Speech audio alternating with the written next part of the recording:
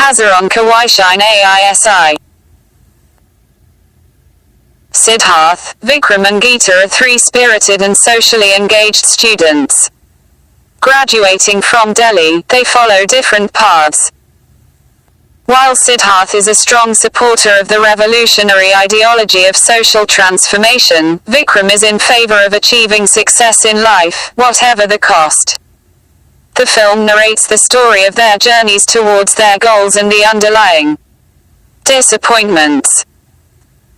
The film is set in the backdrop of the 70s. The young characters are products of the expectations and idealism of that period. Siddharth is not successful in his ambition to stage a revolution, but is so involved in the plight of the poor that he begins valuing their uplift more than revolution. On the other hand, Vikram becomes a typical political fixer but is constantly ill at ease. Year 2005. Director, Sudhir Mishra. Screenplay, Sudhir Mishra. Ruchi Narain. Shiv Kumar Subramanian. Cast, KK Menon, Shiny. Ahuja, Chitrangadar Singh.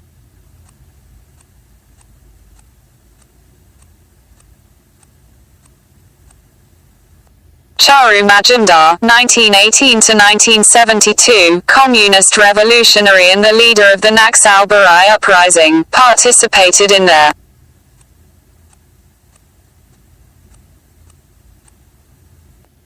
Tebaga movement before independence, left the CPI and founded the Communist Party of India, Marxist-Leninist.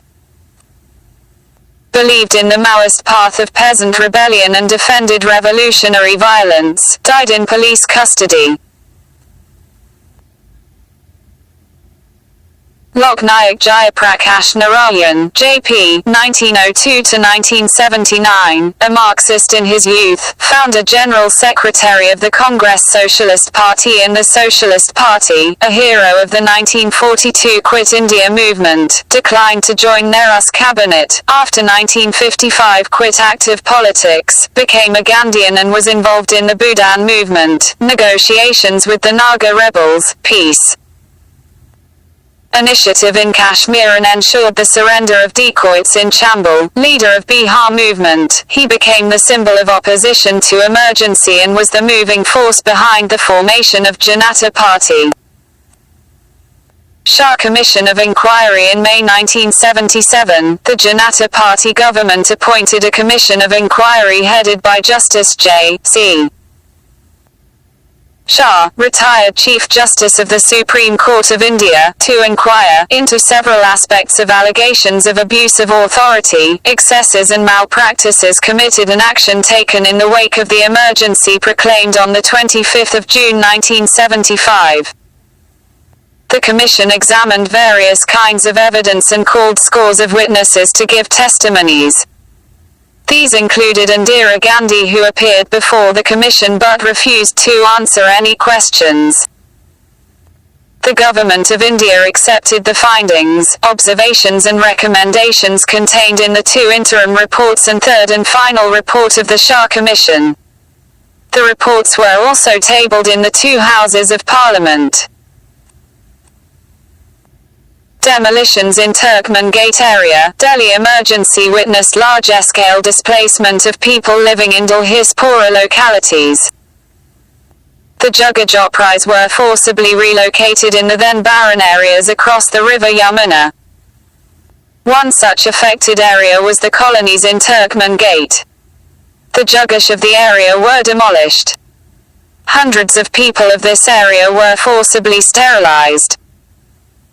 However, many people escaped sterilization simply because they were able to motivate other people to get themselves sterilized and were rewarded by the grant of title to a piece of land.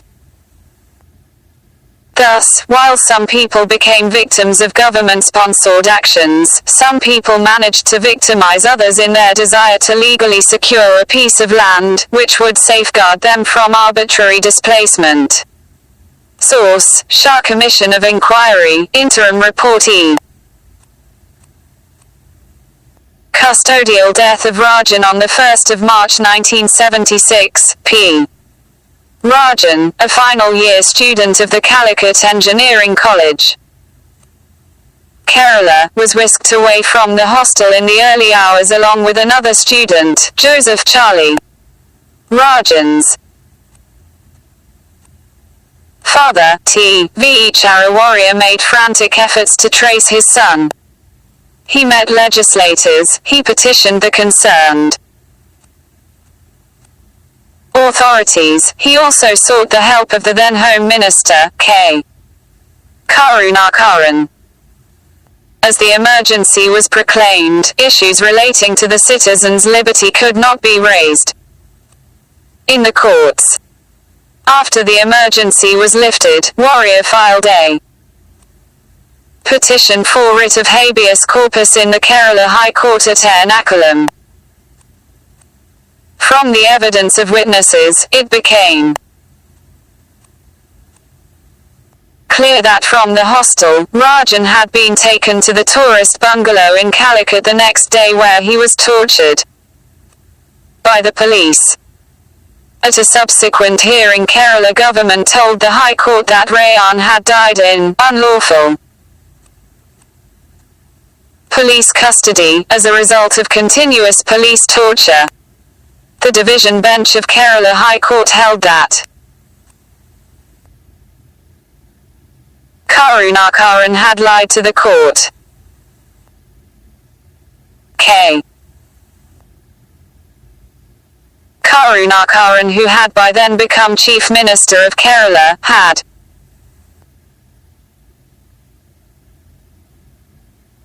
to resign.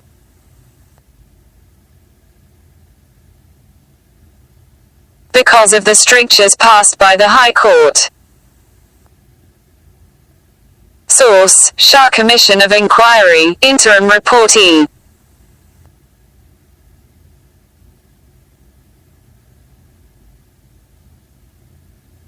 Morarji Desai, 1896–1995, freedom fighter, a Gandhian leader, proponent of Khadi, naturopathy and prohibition, Chief Minister of Bombay State, Deputy Prime Minister, 1967–1969, joined Congress, after the split in the party, Prime Minister from 1977 to 1979, first Prime Minister belonging to a non-Congress party.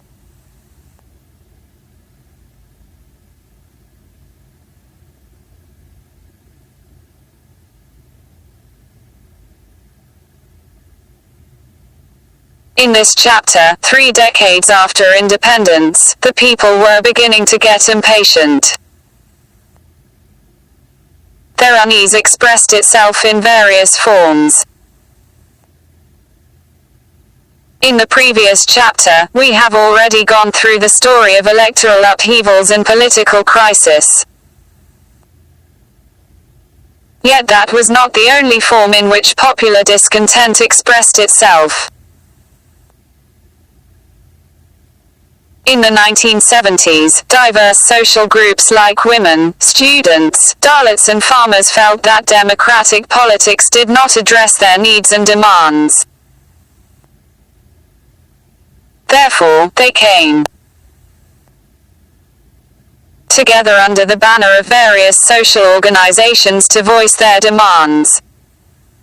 These assertions marked the rise of popular movements and new social movements in Indian politics. In this chapter we trace the journey of some of the popular movements that developed after the 1970s in order to understand what are popular movements. Which sections of Indian society have they mobilized? What is the main agenda of these movements? What role do they play in a democratic setup like ours? Chapter 7. Rise of popular movements. Nature of popular movements. Take a look at the opening image of this chapter. What do you see there? Villagers have literally embraced the trees. Are they playing some game? Are participating in some ritual or festival? Not really. The image here depicts a very unusual form of collective action in which men and women from a village in what is now Uttarakhand were engaged in early 1973. These villages were protesting against the practices of commercial logging that the government had permitted. They use a novel tactics for their protest, that of hugging the trees to prevent them from being cut down. These protests marked the beginning of a world-famous environmental movement in our country, the Chipko movement. Chipko movement. The movement began in 2 or 3 villages of Uttarakhand when the Forest Department refused permission to the villagers to fell ash trees for making agricultural tools. However, the Forest Department allotted the same patch of land to a sports manufacturer for commercial use. This enraged the villagers and they protested against the move of the government. The struggle soon spread across many parts of the Uttarakhand region. Larger issues of ecological and economic exploitation of the region were raised. The villagers demanded that no forest exploiting contracts should be given to outsiders and local communities should have effective control over natural resources like land, water and forests. They wanted the government to provide low-cost materials to small industries and ensure development of the region without disturbing the ecological balance. The movement took up economic issues of landless forest workers and asked for guarantees of minimum wage. Women's active participation in the Chipko agitation was a very novel aspect of the movement. The forest contractors of the region usually doubled up as suppliers of alcohol to men. Women held sustained agitations against the habit of alcoholism and broadened the agenda of the movement to cover other social issues. The movement achieved a victory when the government issued a ban on felling of trees in the Himalayan regions for 15 years, until the green cover was fully restored. But more than that, the Chipko movement, which started over a single issue, became a symbol of many such popular movements emerging in different parts of the country during the 1970s and later. In this chapter we shall study some of these movements.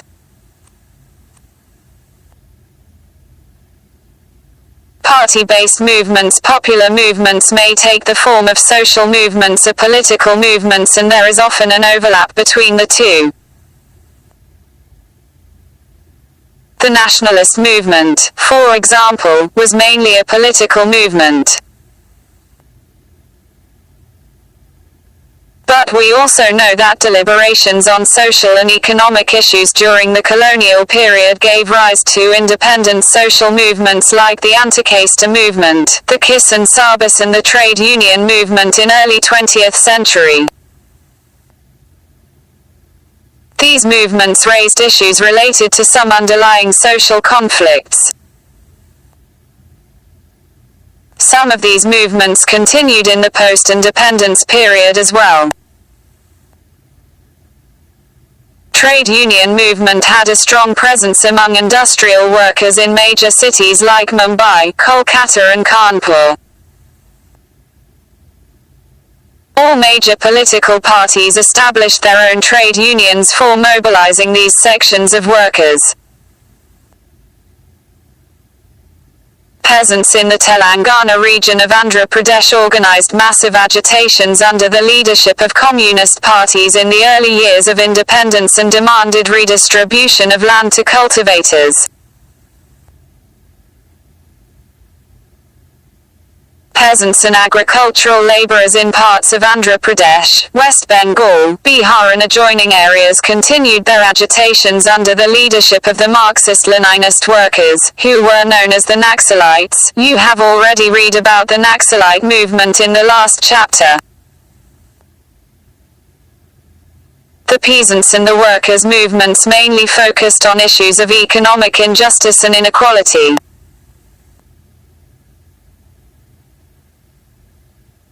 These movements did not participate in elections formally.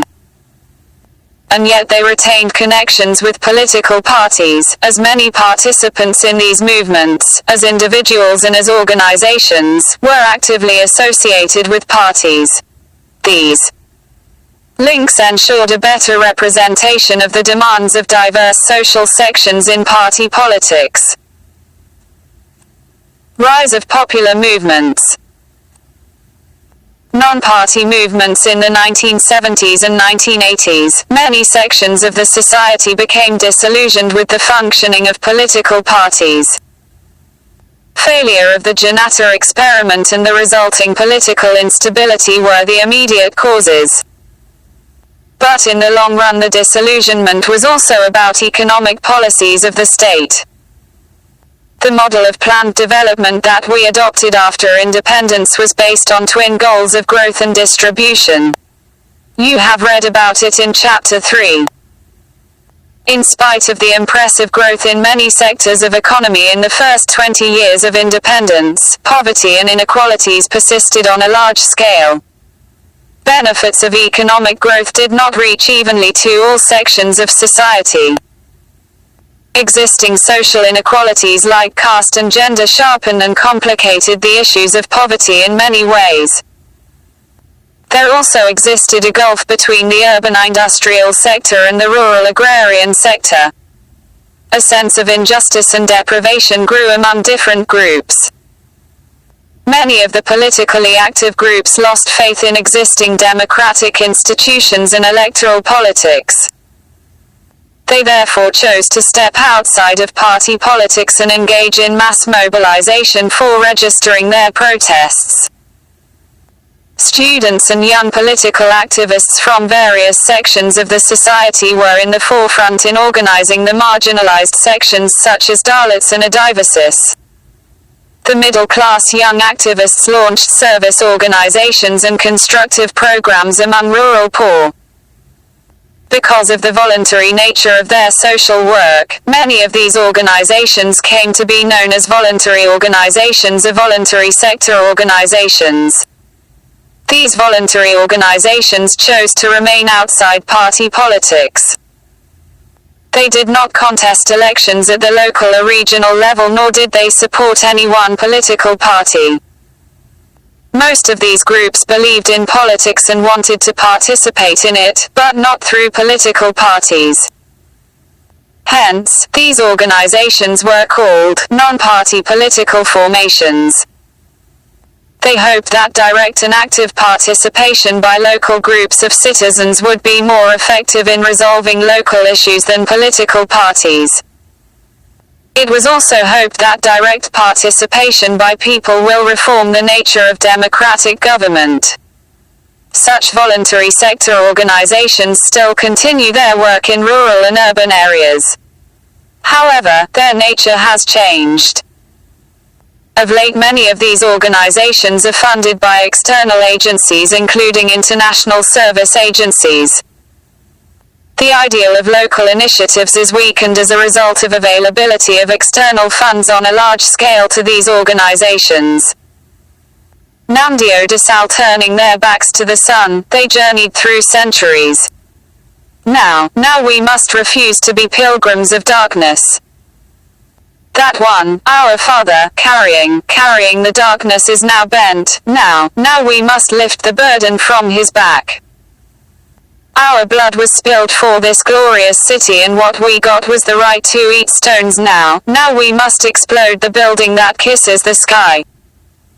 After 1,000 years we were blessed with sunflower giving fakir, now we must like sunflowers turn our faces to the sun. English translation by J. and Carver and Eleanor Zelliot of Namdio Desal's Marathi poem in Golpatha.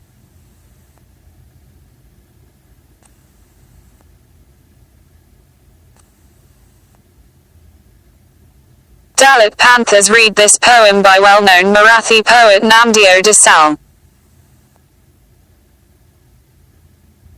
Do you know who these pilgrims of darkness in this poem are, and who the sunflower-giving fakir was that blessed them? The pilgrims were the Dalit communities who had experienced brutal caste injustices for a long time in our society, and the poet is referring to Dr. Ambedkar as their liberator. Dalit poets in Maharashtra wrote many such poems during the decade of 70s. These poems were expressions of anguish that the Dalit masses continued to face even after 20 years of independence. But they were also full of hope for the future, a future that Dalit groups wished to shape for themselves. You are aware of Dr. Ambedkar's vision of socio-economic change and his relentless struggle for a dignified future for Dalits outside the Hindu caste-based social structure. It is not surprising that Dr. Ambedkar remains an iconic and inspirational figure in much of Dalit liberation writings. Origins. By the early 1970s, the first-generation Dalit graduates, especially those living in city slums, began to assert themselves from various platforms. Dalit Panthers, a militant organization of the Dalit youth, was formed in Maharashtra in 1972 as a part of these assertions. In the post-independence period, Dalit groups were mainly fighting against the perpetual caste-based inequalities and material injustices that the Dalits faced in spite of constitutional guarantees of equality and justice. Effective implementation of reservations and other such policies of social justice was one of their prominent demands. You know that the Indian Constitution abolished the practice of untouchability. The government passed laws to that effect in the 1960s and 1970s. And yet, social discrimination and violence against the ex-untouchable groups continued in various ways. Dalit settlements in villages continued to be set apart from the main village. They were denied access to common source of drinking water. Dalit women were dishonored and abused, and worst of all, Dalits faced collective atrocities over minor, symbolic issues of caste pride. Legal mechanisms proved inadequate to stop the economic and social oppression of Dalits. On the other hand, political parties supported by the Dalits, like the Republican Party of India, were not successful in electoral politics.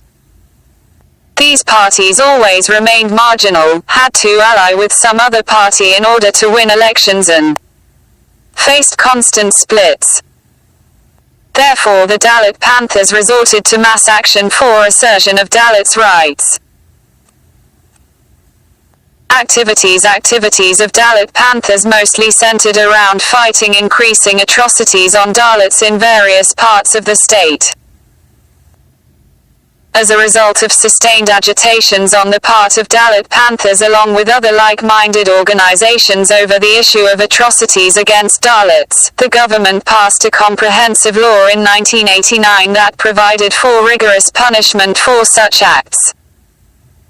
The larger ideological agenda of the Panthers was to destroy the caste system and to build an organization of all oppressed sections like the landless poor peasants and urban industrial workers along with Dalits. The movement provided a platform for Dalit educated youth to use their creativity as a protest activity.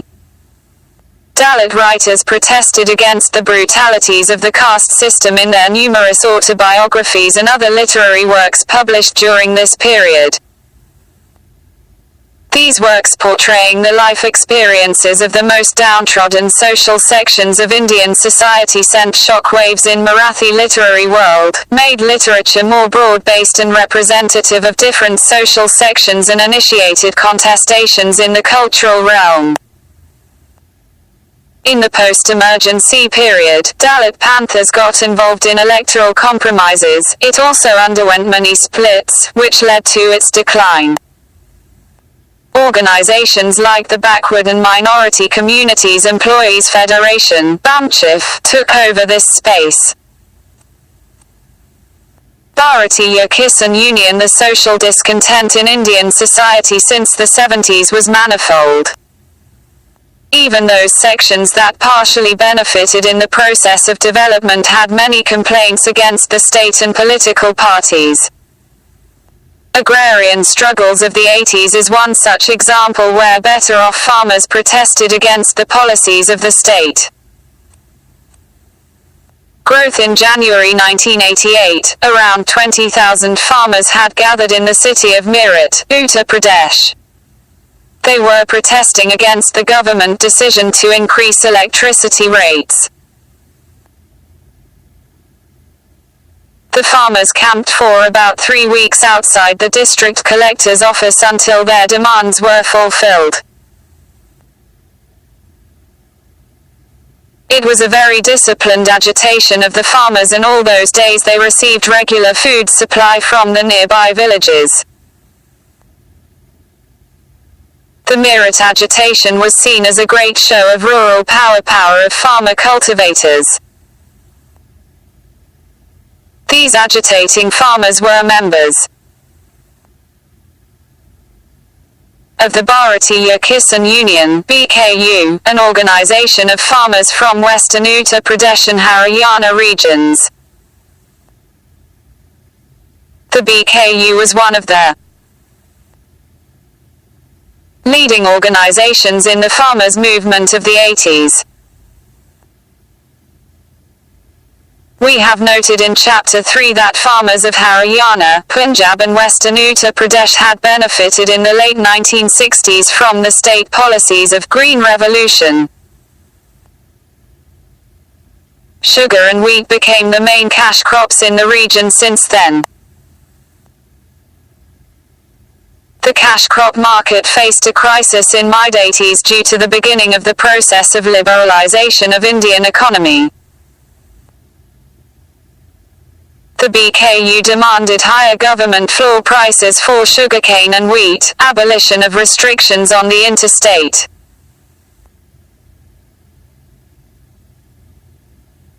movement of farm produce, guaranteed supply of electricity at reasonable rates, waiving of repayments due on loans to farmers and the provision of a government pension for farmers. Similar demands were made by other farmers' organizations in the country. Shetkari Sangatana of Maharashtra declared the farmers' movement as a war of Bharat, symbolizing rural, agrarian sector, against forces of India, urban industrial sector. You have already studied in Chapter 3 that the debate between industry agriculture has been one of the prominent issues in India's model of development. The same debate came alive once again in the 80s when the agricultural sector came under threat due to economic policies of liberalization. Characteristics. Activities conducted by the BKU to pressurize the state for accepting its demands included rallies, demonstrations, sit-ins, and jail baro, courting imprisonment, agitations. These protests involved tens of thousands of farmers, sometimes over a lakh from various villages in western Uttar Pradesh and adjoining regions. Throughout the decade of 80s, the BKU organized massive rallies of these farmers in many district headquarters of the state and also at the national capital. Another novel aspect of these mobilizations was the use of caste linkages of farmers. Most of the BKU members belonged to a single community. The organization used traditional caste panchayats of these communities in bringing them together over economic issues. In spite of lack of any formal organization, the BKU could sustain itself for a long time because it was based on clan networks among its members. Funds, resources and activities of BKU were mobilized through these networks. Until the early 90s, the BKU distanced itself from all political parties. It operated as a pressure group in politics with its strength of sheer numbers. The organization, along with the other farmers' organizations across states, did manage to get some of their economic demands accepted. The farmers' movement became one of the most successful social movements of the 80s in this respect. The success of the movement was an outcome of political bargaining powers that its members possessed. The movement was active mainly in the prosperous states of the country. Unlike most of the Indian farmers who engage in agriculture for subsistence, members of the organizations like the BKU grew cash crops for the market. Like the BKU, farmers' organizations across states recruited their members from communities that dominated regional electoral politics. Shetkari Sangatana of Maharashtra and Rayata Sangha of Karnataka are prominent examples of such organizations of the farmers. National Fish Workers Forum. Do you know that the Indian fishes constitute the second largest fishing population in the world? Both in the eastern and the western coastal areas of our country, hundreds of thousands of families, mainly belonging to the indigenous fishermen communities, are engaged in the occupation of fishing. These fish workers' lives were threatened in a major way when the government permitted entry to mechanized trawlers and technologies like bottom trawling for large-scale harvest of fish in the Indian seas. Throughout the 70s and 80s, local fish workers' organizations fought with the state governments over their issues of their livelihood. Fisheries being a state subject, the fish workers were mostly mobilized at the regional level. With the coming of policies of economic liberalization in and around the mid-80s, these organizations were compelled to come together on a national level platform through NFF, a National Fish Workers Forum. Fish workers from Kerala took the main responsibility of mobilizing fellow workers, including women workers from other states. Work of the NFF consolidated when in 1991 it fought its first legal battle with the Union government successfully. This was about the government's deep-sea fishing policy that opened up India's waters to large commercial vessels, including those of the multinational fishing companies. Throughout the 90s, the NFF fought various legal and public battles with the government. It worked to protect the interests of those who rely on fishing for subsistence rather than those who invest in the sector for profit. In July 2002, NFF called for a nationwide strike to oppose the move of the government to issue licenses to foreign trawlers. The NFF joined hands with organizations all over the world for protecting ecology and for protecting lives of the fish workers.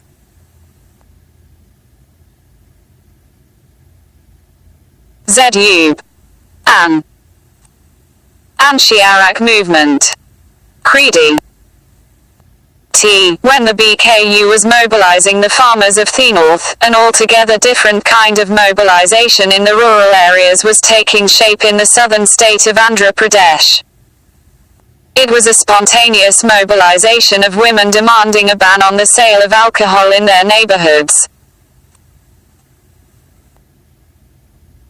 Liquor mafia take to heels as women hit back the women of village when the village Arak prevented the sale of Arak. Gundla in Kalaikari vendor informed the were assaulted by Arak Mandal of Chittor district contractor about this. Contractor's Gundas with assembled and resolved. The contractor sent him iron rods and other lethal to put an end to the sale gang of men to help him weapons.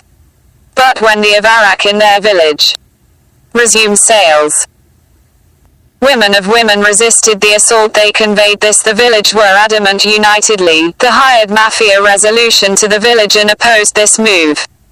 Took to their heels. The Arak vendor.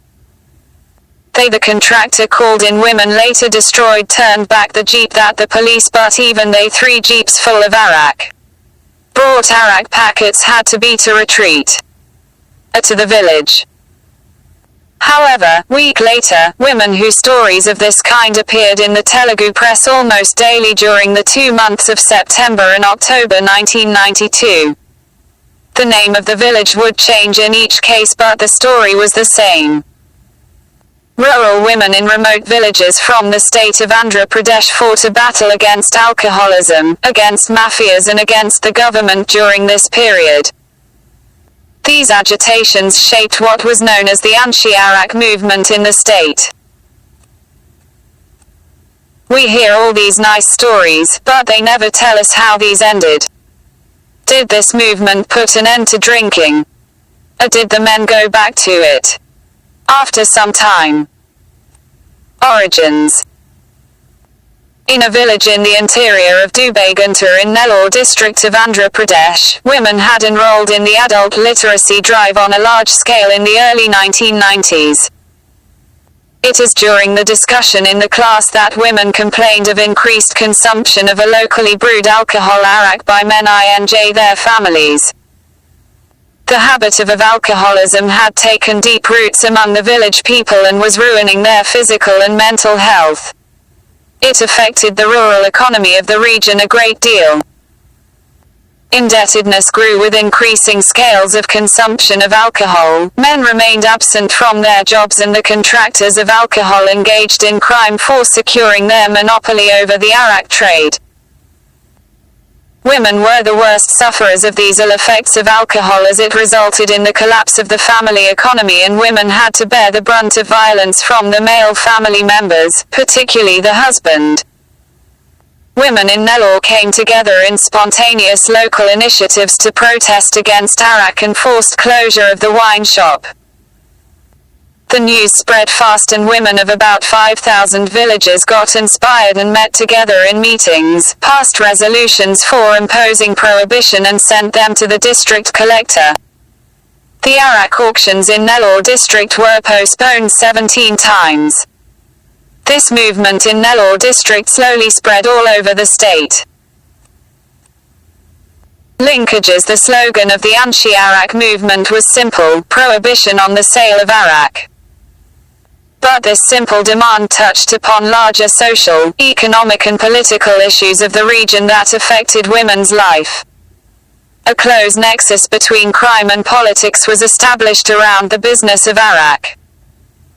The state government collected huge revenues by way of taxes imposed on the sale of arak and was therefore not willing to impose a ban. Groups of local women tried to address these complex issues in their agitation against arak.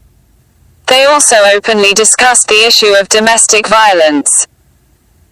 Their movement, for the first time, provided a platform to discuss private issues of domestic violence. Thus, the anti-arak movement also became part of the women's movement. Earlier, women's groups working on issues of domestic violence, the custom of dowry, sexual abuse at work and public places were active mainly among urban middle-class women in different parts of the country. Their work led to a realization that issues of injustice to women and of gender inequalities were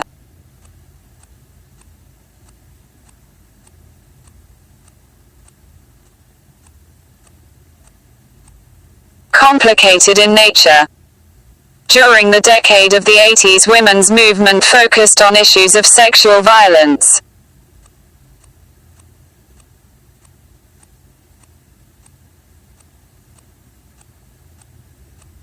Against women within family and outside. These groups ran a campaign against the system of dowry and demanded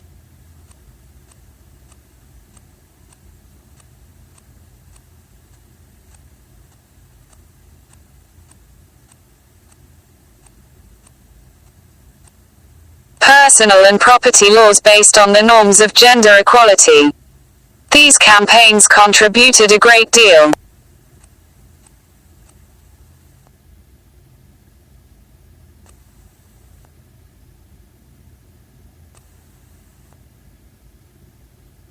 in increasing overall social awareness about women's questions.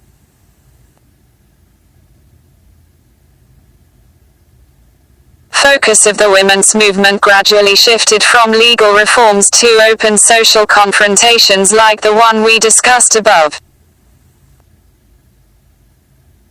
As a result, the movement made demands of equal representation to women in politics during the 90s. We know that 73rd and 74th Amendments have granted reservations to women in local level political offices. Demands for extending similar reservations in state and central legislatures have also been made. A constitution amendment bill to this effect has been proposed but has not received enough support from the Parliament yet. Main opposition to the bill has come from groups, including some women's groups, who are insisting on a separate quota for Dalit and OBC women within the proposed women's quota in higher political offices.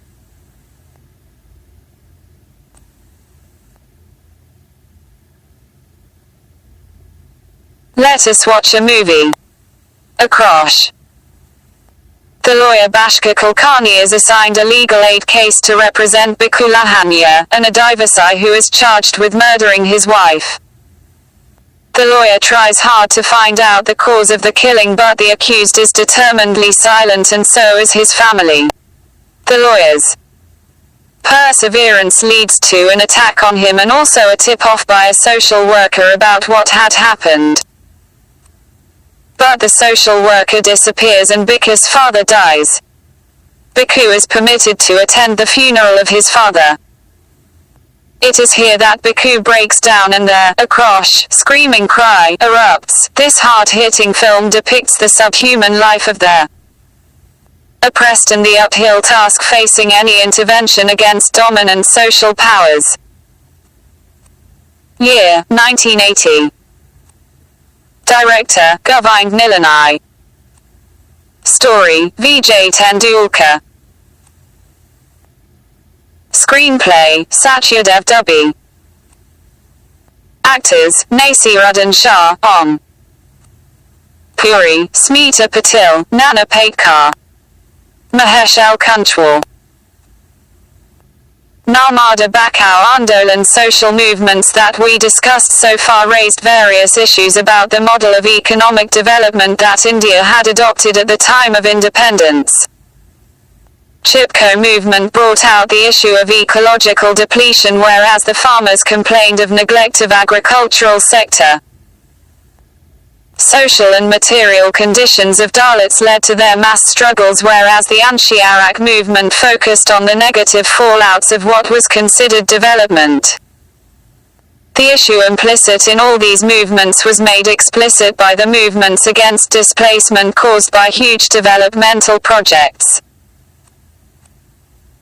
Sardar Sarovar project, an ambitious developmental project, was launched in the Narmada Valley of central India in early 80s. The project consisted of 30 big dams, 135 medium-sized and around 3,000 small dams to be constructed on the Narmada and its tributaries that flow across 3 states of Madhya Pradesh, Gujarat and Maharashtra.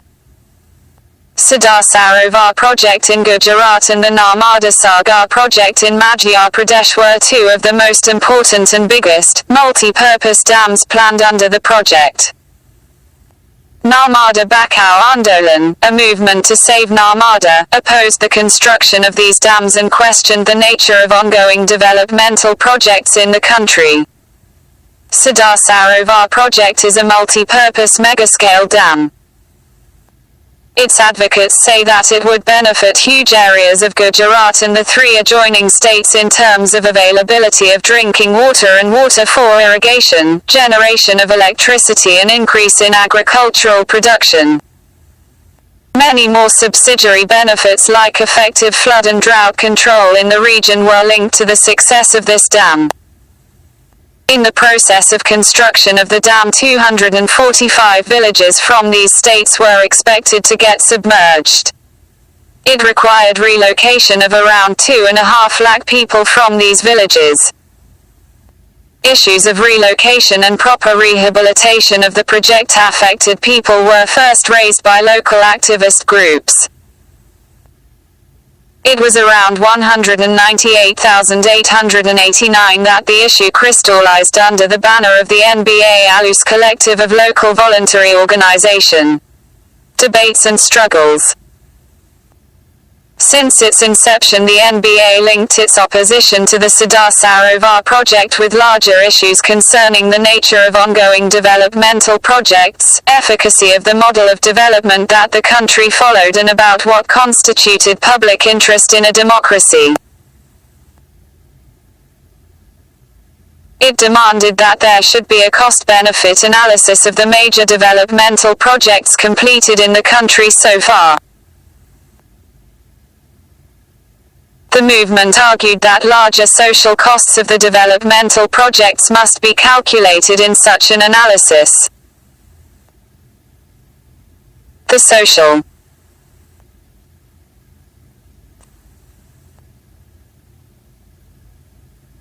costs included forced resettlement of the project-affected people, a serious loss of their means of livelihood and culture, and depletion of ecological resources.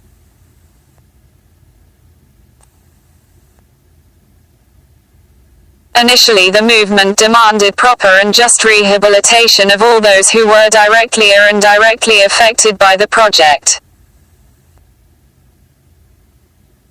The movement also questioned the nature of decision-making processes that go in the making of mega-scale developmental projects. The NBA insisted that local communities must have a say in such decisions, and they should also have effective control over natural resources like water, land and forests. The movement also asked why, a democracy, should some people be made to sacrifice for benefiting others? All these considerations led the NBA to shift from its initial demand for rehabilitation to its position of total opposition to the dam. Arguments and agitations of the movement met vociferous opposition in the states benefiting from the project, especially in Gujarat. At the same time, the point about right to rehabilitation has been now recognized by the government and the judiciary. A comprehensive national rehabilitation policy formed by the government in 2003 can be seen as an achievement of the movements like the NBA. However, its demand to stop the construction of the dam was severely criticized by many as obstructing the process of development, denying access to water and to economic development for many. The Supreme Court upheld the government's decision to go ahead with the construction of the dam while also instructing to ensure proper rehabilitation. Narmada Bachao Andolan continued a sustained agitation for more than 20 years. It used every available democratic strategy to put forward its demands. These included appeals to the judiciary, mobilization of support at the international level, public rallies in support of the movement, and a revival of forms of satyagraha to convince people about the movement's position. However, the movement could not garner much support among the mainstream political parties, including the opposition parties. In fact, the journey of the Narmada Bachao Andolan depicted a gradual process of disjunction between political parties and social movements in Indian politics. By the end of the 90s, however, the NBA was not alone. There emerged many local groups and movements that challenged the logic of large-scale developmental projects in their areas. Around this time, the NBA became part of a larger alliance of people's movements that are involved in struggles for similar issues in different regions of the country. Lessons from popular movements. The history of these popular movements helps us to understand better the nature of democratic politics. We have seen that these non-party movements are neither sporadic in nature nor are these a problem. These movements came up to rectify some problems in the functioning of party politics and should be seen as integral part of our democratic politics. They represented new social groups whose economic and social grievances were not redressed in the realm of electoral politics. Popular movements ensured effective representation of diverse groups and their demands. This reduced the possibility of deep social conflict and disaffection of these groups from democracy. Popular movements suggested new forms of active participation and thus broadened the idea of participation in Indian democracy. Critics of these movements often argue that collective actions like strikes, sit-ins and rallies disrupt the functioning of the government, delay decision-making and destabilize the routines of democracy. Such an argument invites a deeper question: why do these movements resort to such assertive forms of action? We have seen in this chapter that popular movements have raised legitimate demands of the people and have involved large-scale participation of citizens. It should be noted that the groups mobilized by these movements are poor, socially and economically disadvantaged sections of the society from marginal social groups. The frequency and the methods used by the movements suggest that the routine functioning of democracy did not have enough space for the voices of these social groups. That is perhaps why these groups turned to mass actions and mobilizations outside the electoral arena. This can be seen in the recent case of the new economic policies. As you will read in Chapter 9, there is a growing consensus among political parties over the implementation of these policies. It follows that those marginal social groups who may be adversely affected by these policies get less and less attention from political parties as well as the media. Therefore, any effective protest against these policies involves assertive forms of action that are taken up by the popular movements outside the framework of political parties. Movements are not only about collective assertions or only about rallies and protests. They involve a gradual process of coming together of people with similar problems, similar demands and similar expectations. But then movements are also about making people aware of their rights and the expectations that they can have from democratic institutions. Social movements in India have been involved in these educative tasks for a long time and have thus contributed to expansion of democracy rather than causing disruptions. The struggle for the right to information is a case in point. Yet the real-life impact of these movements on the nature of public policies seems to be very limited. This is partly because most of the contemporary movements focus on a single issue and represent the interest of one section of society. Thus it becomes possible to ignore their reasonable demands. Democratic politics requires a broad alliance of various disadvantaged social groups. Such an alliance does not seem to be shaping under the leadership of these movements. Political parties are required to bring together different sectional interests, but they also seem to be unable to do so. Parties do not seem to be taking up issues of marginal social groups. The movements that take up these issues operate in a very restrictive manner. The relationship between popular movements and political parties has grown weaker over the years, creating a vacuum in politics. In the recent years, this has become a major problem in Indian politics. Movement for Right to Information. The Movement for Right to Information, RTI, is in one of the few recent examples of a movement that did succeed in getting the state to accept 1990, when a mass-based organization called the Mazdoor Kisan Shakti Sangathan, MKSS,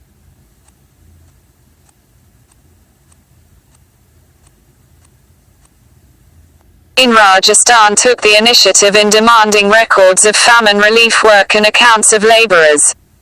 The demand was first raised in Bhim Tehsil in a very backward region of Rajasthan. The villagers asserted their right to information by asking for copies of bills and vouchers and names of persons on the muster rolls who have been paid wages on their construction of schools, dispensaries, small dams and community centers. On paper such development projects were all completed, but it was common knowledge of the villagers that there was gross misappropriation of funds. In 1994 and 1996, the MKSS organized Jan Sunways public hearings, where the administration was asked to explain its stand in public. The movement had a small success when they could force an amendment in the Rajasthan Panchayat Raj Act to permit the public to procure certified copies of documents held by the panchayats. The panchayats were also required to publish on a board and in newspapers the budget, accounts, expenditure, policies and beneficiaries. In 1996 MKSS formed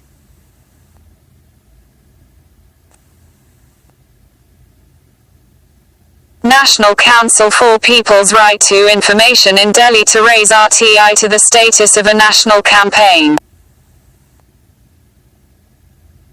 Prior to that, the Consumer Education and Research Centre, the Press Council and the Shori Committee had proposed a draft RTI law. In 2002, a weak Freedom of Information Act was legislated but never came into force. In 2004 RTI bill was tabled and received presidential assent in June 2005.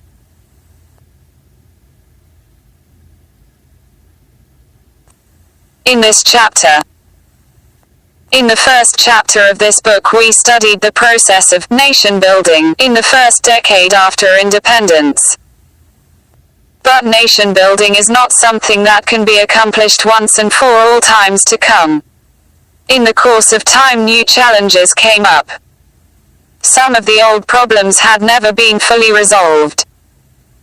As democratic experiment unfolded, people from different regions began to express their aspirations for autonomy.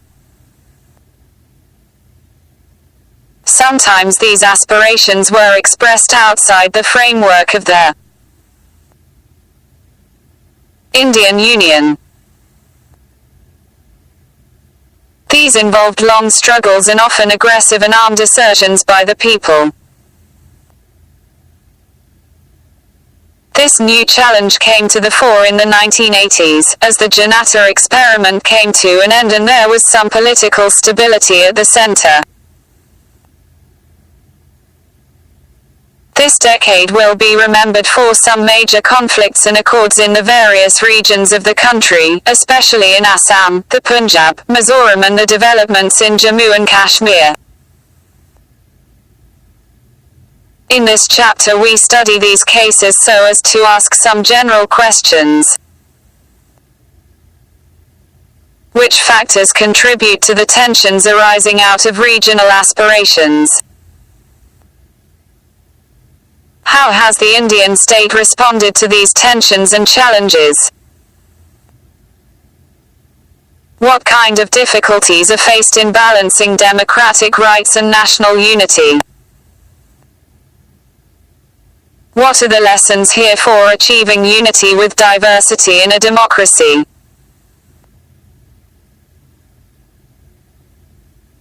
Chapter 8. Regional Aspirations.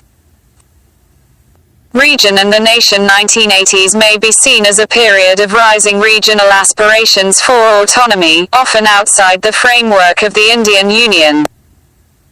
These movements frequently involved armed assertions by the people, their repression by the government, and a collapse of the political and electoral processes. It is also not surprising that most of these struggles were long drawn and concluded in negotiated settlements or accords between the central government and the groups leading the movement for autonomy. The accords were reached after a process of dialogue that aimed to settle contentious issues within the constitutional framework. Yet the journey to the accord was always tumultuous and often violent. Indian approach in studying the Indian constitution and the process of nation building, we have repeatedly come across one basic principle of the Indian approach to diversity: the Indian shall not deny the rights of different regions and linguistic groups to retain their own culture. We decided to live a united social life without losing the distinctiveness of the numerous cultures that constituted it. Indian nationalism sought to balance the principles of unity and diversity. The nation would not mean the negation of the region. In this sense, the Indian approach was very different from the one adopted in many European countries, where they saw cultural diversity as a threat to the nation. India adopted a democratic approach to the question of diversity. Democracy allows the political expressions of regional aspirations and does not look upon them as antinational. Besides, democratic politics allows parties and groups to address the people on the basis of their regional identity, aspiration and specific regional problems. Thus, in the course of democratic politics, regional aspirations get strengthened. At the same time, democratic politics also means that regional issues and problems will receive adequate attention and accommodation in the policy-making process. Such an arrangement may sometimes lead to tensions and problems. Sometimes, the concern for national unity may overshadow the regional needs and aspirations. At other times, a concern for region alone may blind us to the larger needs of the nation. Therefore, political conflicts over issues of power of the regions, their rights and their separate existence are common to nations that want to respect diversity while trying to forge and retain unity. Areas of tension. In the first chapter you have seen how immediately after independence our nation had to cope with many difficult issues like partition, displacement, integration of princely states, reorganization of states and so on. Many observers, both within the country and from outside, had predicted that India as one unified country cannot last long. Soon after independence, the issue of Jammu and Kashmir came up. It was not only a conflict between India and Pakistan. More than that, it was a question of the political aspirations of the people of Kashmir Valley. Similarly, in some parts of the northeast, there was no consensus about being a part of India. First Nagaland and then Mizoram witnessed strong movements demanding separation from India. In the south, some groups from the Dravid movement briefly toyed with the idea of a separate country. These events were followed by mass agitations in many parts for the formation of linguistic states. Today's Andhra Pradesh, Karnataka, Maharashtra, and Gujarat were among the regions affected by these agitations. In some parts of southern India, particularly Tamil Nadu, there were protests against making Hindi the official national language of the country.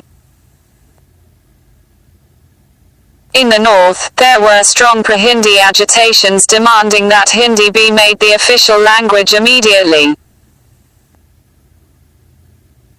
From the late 1950s, people speaking the Punjabi language started agitating for a separate state for themselves.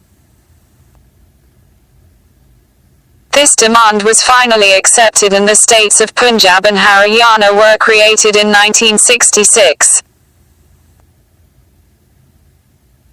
Later, the states of Chhattisgarh, Jharkhand and Uttarakhand, now Uttarakhand, were created. Thus the challenge of diversity was met by redrawing the internal boundaries of the country.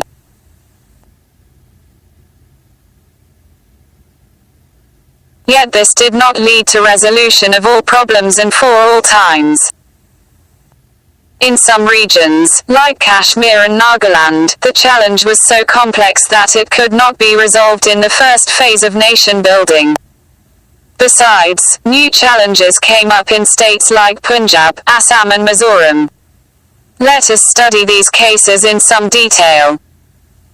In this process, let us also go back to some of the earlier instances of difficulties of nation building. The successes and failures in these cases are instructive not merely for a study of our past, but also for an understanding of India's future. Jammu and Kashmir. You may have heard about the violence in Jammu and Kashmir, J&K. This has resulted in the loss of many lives and the displacement of many families. The Kashmir issue is always seen as a major issue between India and Pakistan. But the political situation in the state has many dimensions. Jammu and Kashmir comprises three social and political regions, Jammu, Kashmir and Ladakh. The heart of the Kashmir region is the Kashmir Valley. The people are Kashmiri-speaking and mostly Muslim with a small Kashmiri-speaking Hindu minority. Jammu region is a mix of foothills and plains, of Hindus, Muslims and Sikhs and speakers of various languages. The Ladakh region is mountainous, has very little population which is equally divided between Buddhists and Muslims. The Kashmir issue is not just a dispute between India and Pakistan. This issue has external and internal dimensions. It involves the issue of Kashmiri identity known as Kashmiriyat and the aspirations of the people of J&K for political autonomy. Roots of the problem. Before 1947, Jammu and Kashmir, J&K, was a princely state. Its Hindu ruler, Hari Singh, did not want to merge with India and tried to negotiate with India and Pakistan to have an independent status for his state. The Pakistani leaders thought the Kashmir region belonged to Pakistan, since majority population of the state was Muslim. But this is not how the people themselves saw it. They thought of themselves as Kashmiris above all. The popular movement in the state, led by Sheikh Abdullah of the National Conference, wanted to get rid of the Maharaja, but was against joining Pakistan. The National Conference was a secular organization and had a long association with the Congress. Sheikh Abdullah was a personal friend of some of the leading nationalist leaders including Nehru. In October 1947, Pakistan sent tribal infiltrators from its side to capture Kashmir.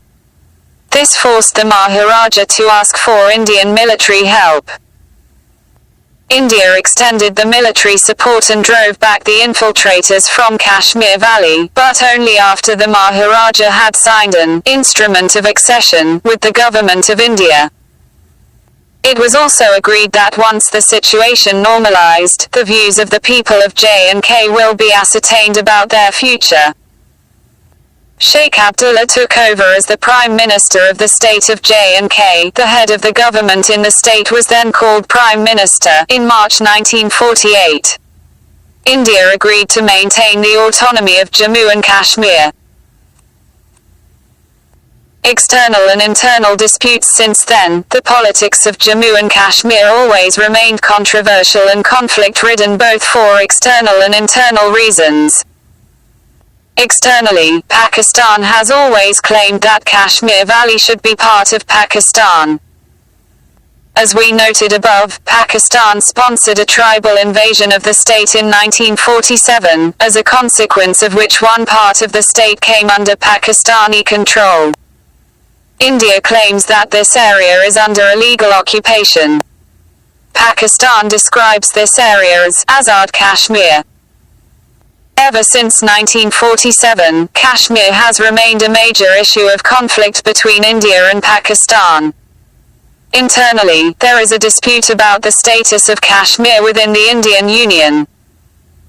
You know that Kashmir was given a special status by Article 370 in our Constitution. You have studied about the special provisions under Articles 370 and 371 last year in Indian Constitution at work. Article 370 gives greater autonomy to Jammu and Kashmir compared to other states of India. The state has its own constitution. All provisions of the Indian Constitution are not applicable to the state. Laws passed by the Parliament apply to J&K only if the state agrees. This special status has provoked two opposite reactions. There is a section of people outside of J&K that believes that the special status of the state conferred by Article 370 does not allow full integration of the state with India. This section feels that Article 370 should therefore be revoked and J&K should be like any other state in India. Another section, mostly Kashmiris, believe that the autonomy conferred by Article 370 is not enough. A section of Kashmiris have expressed at least three major grievances.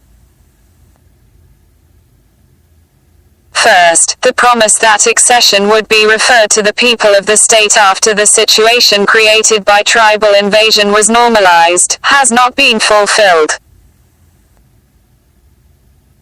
This has generated the demand for a plebiscite. Secondly, there is a feeling that the special federal status guaranteed by Article 370 has been eroded in practice. This has led to the demand for restoration of autonomy, a greater state autonomy. Thirdly, it is felt that democracy which is practiced in the rest of India has not been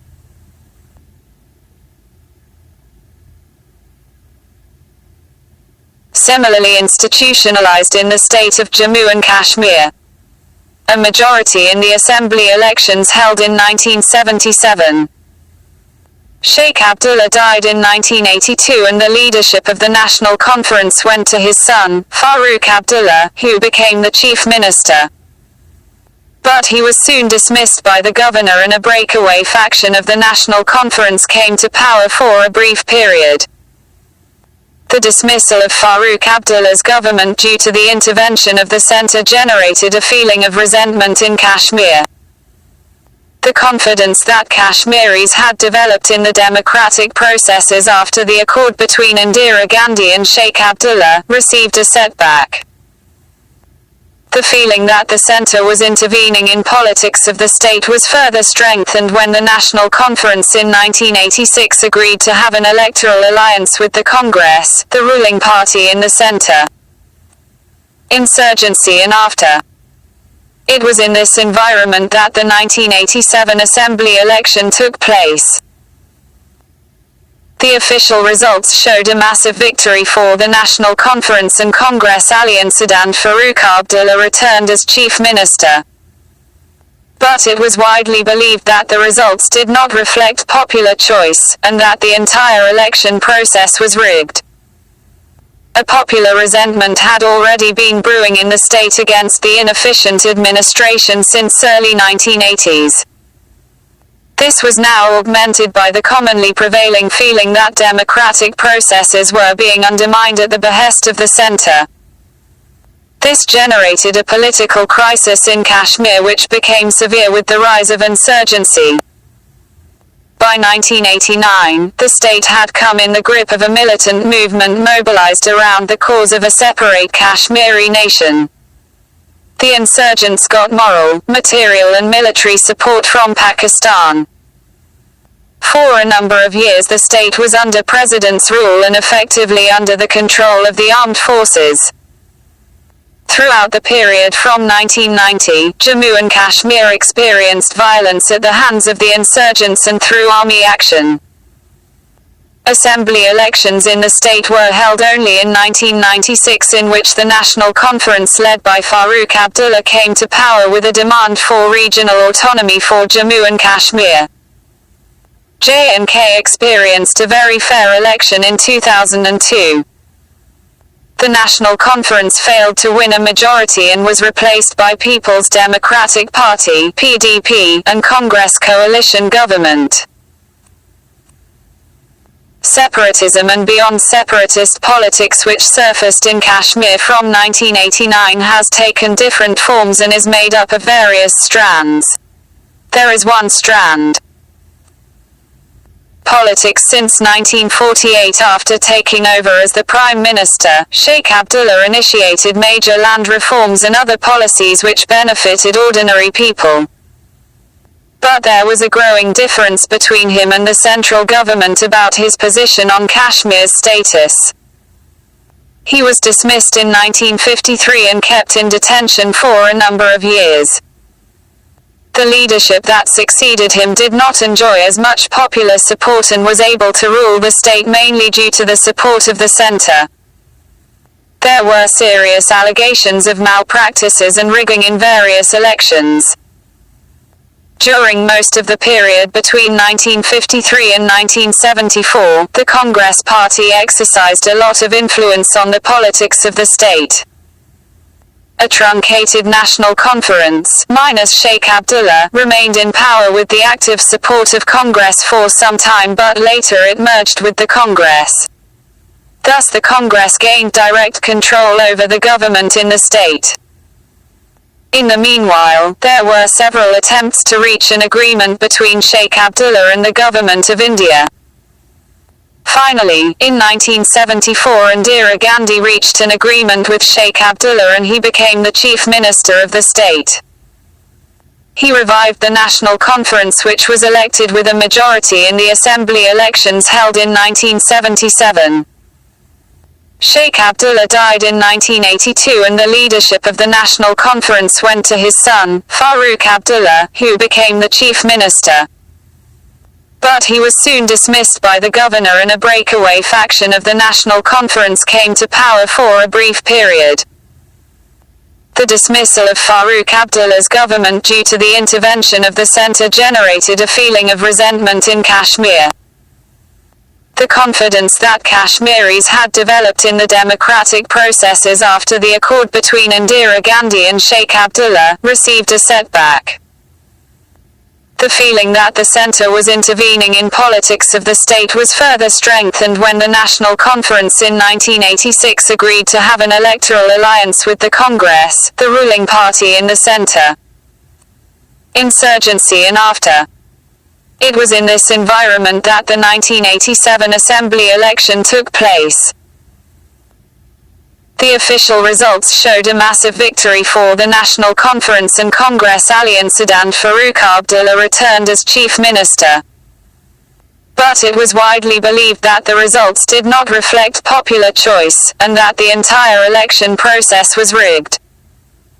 A popular resentment had already been brewing in the state against the inefficient administration since early 1980s. This was now augmented by the commonly prevailing feeling that democratic processes were being undermined at the behest of the center. This generated a political crisis in Kashmir which became severe with the rise of insurgency. By 1989, the state had come in the grip of a militant movement mobilized around the cause of a separate Kashmiri nation. The insurgents got moral, material and military support from Pakistan. For a number of years the state was under president's rule and effectively under the control of the armed forces. Throughout the period from 1990, Jammu and Kashmir experienced violence at the hands of the insurgents and through army action.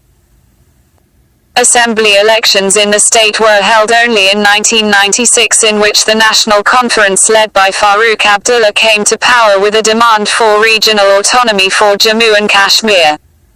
J&K experienced a very fair election in 2002. The National Conference failed to win a majority and was replaced by People's Democratic Party (PDP) and Congress coalition government.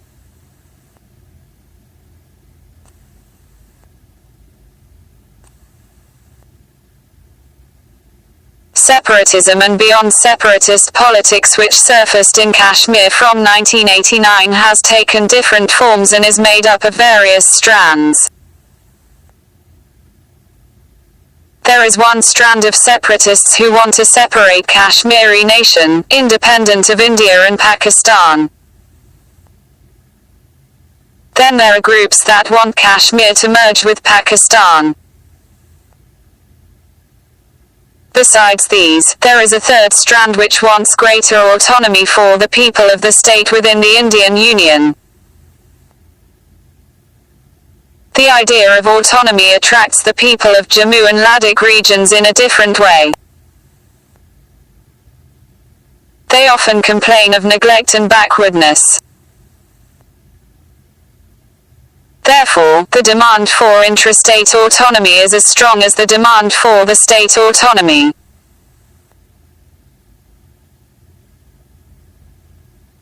The initial period of popular support to militancy has now given way to the urge for peace. The center has started negotiations with various separatist groups. Instead of demanding a separate nation, most of the separatists in dialogue are trying to renegotiate a relationship of the state with India. Jammu and Kashmir is one of the living examples of plural society in politics. Not only are there diversities of all kind, religious, cultural, linguistic, ethnic, tribal, but there are also divergent political aspirations. However, despite all these diversities and divergence on the one hand, and the continued situation of conflict on the other, the plural and secular culture of the state has remained largely intact. Punjab. The decade of 1980s also witnessed major developments in the state of Punjab. The social composition of the state changed first with partition and later on after the carving out of Haryana and Himachal Pradesh. While the rest of the country was reorganized on linguistic lines in 1950s, Punjab had to wait till 1966 for the creation of a Punjabi-speaking state. The Akali Dal, which was formed in 1920 as the political wing of the Sikhs, had led the movement for the formation of a Punjabi Suba. The Sikhs were now a majority in the truncated state of Punjab. Political context. After the reorganization, the Akalis came to power in 1967 and then in 1977. On both the occasions it was a coalition government. The Akalis discovered that despite the redrawing of the boundaries, their political position remained precarious. Firstly, their government was dismissed by the centre midway through its term. Secondly, they did not enjoy strong support among the Hindus. Thirdly, the Sikh community, like all other religious communities, was internally differentiated on caste and class lines. The Congress got more support among the Dalits, whether Hindu or Sikh, than the Akalis. It was in this context that during the 1970s a section of Akalis began to demand political autonomy for the region. This was reflected in a resolution passed at their conference at Anandpur Sahib in 1973. The Anandpur Sahib resolution asserted regional autonomy and wanted to redefine centre-state relationship in the country. The resolution also spoke of the aspirations of the Sikh Qaum community and nation, and declared its goal as attaining the Bolbala dominance or hegemony of the Sikhs. The resolution was a plea for strengthening federalism, but it could also be interpreted as a plea for a separate Sikh nation. The resolution had a limited appeal among the Sikh masses. A few years later, after the Akali government had been dismissed in 1980, the Akali Dal launched a movement on the question of the distribution of water between Punjab and its neighbouring states. A section of the religious leaders raised the question of autonomous Sikh identity. The more extreme elements started advocating secession from India and the creation of Khalistan. Cycle of violence. Soon, the leadership of the movement passed from the moderate Akalis to the extremist elements and took the form of armed insurgency. These militants made their headquarters inside the Sikh holy shrine, the Golden Temple in Amritsar, and turned it into an armed fortress. In June 1984, the Government of India carried out Operation Blue Star, code name for Army Action in the Golden Temple. In this operation, the government could successfully flush out the militants, but it also damaged the historic temple and deeply hurt the sentiments of the Sikhs. A large proportion of Sikhs in India and abroad saw the military operation as an attack on their faith, and this gave further impetus to militant and extremist groups. Still more tragic turn of events complicated the Punjab problem further. Prime Minister Indira Gandhi was assassinated on the 31st of October 1984 outside her residence by her bodyguards. Both the assassins were Sikhs and wanted to take revenge for Operation Blue Star. While the entire country was shocked by this development, in Delhi and in many parts of northern India violence broke out against the Sikh community. The violence against the Sikhs continued for almost a week. More than 2,000 Sikhs were killed in the national capital, the area worst. Are affected by this violence. Hundreds of Sikhs were killed in other parts of the country, especially in places like Kanpur, Bokaro and Chaz. Many Sikh families lost their male members and thus suffered great emotional and heavy financial loss. What hurt the Sikhs most was that the government took a long time in restoring normalcy and that the perpetrators of this violence were not effectively punished. 20 years later, speaking in the Parliament in 2005, Prime Minister Manmohan Singh expressed regret over these killings and apologized to the nation for the anti-Sikh violence.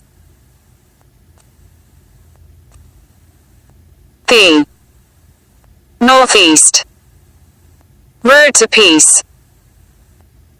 After coming to power following the election in 1984, the new Prime Minister Rajiv Gandhi initiated a dialogue with moderate Akali leaders. In July 1985, he reached an agreement with Harchand Singh Longowal, then the president of the Akali Dal. This agreement, known as the Rajiv Gandhi Longowal Accord or the Punjab Accord, was a step towards bringing normalcy to Punjab. It was agreed that Chandigarh would be transferred to Punjab, a separate commission would be appointed to resolve the border dispute between Punjab and Haryana, and a tribunal would be set up to decide the sharing of Ravi Beas river water among Punjab, Haryana and Rajasthan. The agreement also provided for compensation to and better treatment of those affected by the militancy in Punjab and the withdrawal of the application of Armed Forces Special Powers Act in Punjab. However, peace did not come easily or immediately. The cycle of violence continued nearly for a decade. Militancy and counter-insurgency violence led to excesses by the police and violations of human rights. Politically, it led to fragmentation of the Akali Dal.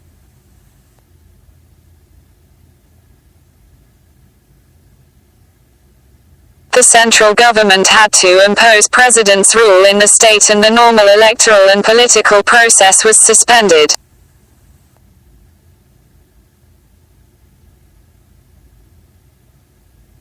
It was not easy to restore the political process in the atmosphere of suspicion and violence.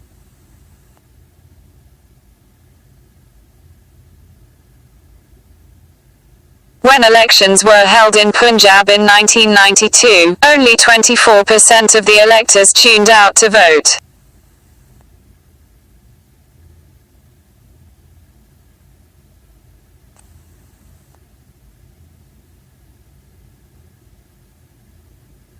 Militancy was eventually eradicated by the security forces.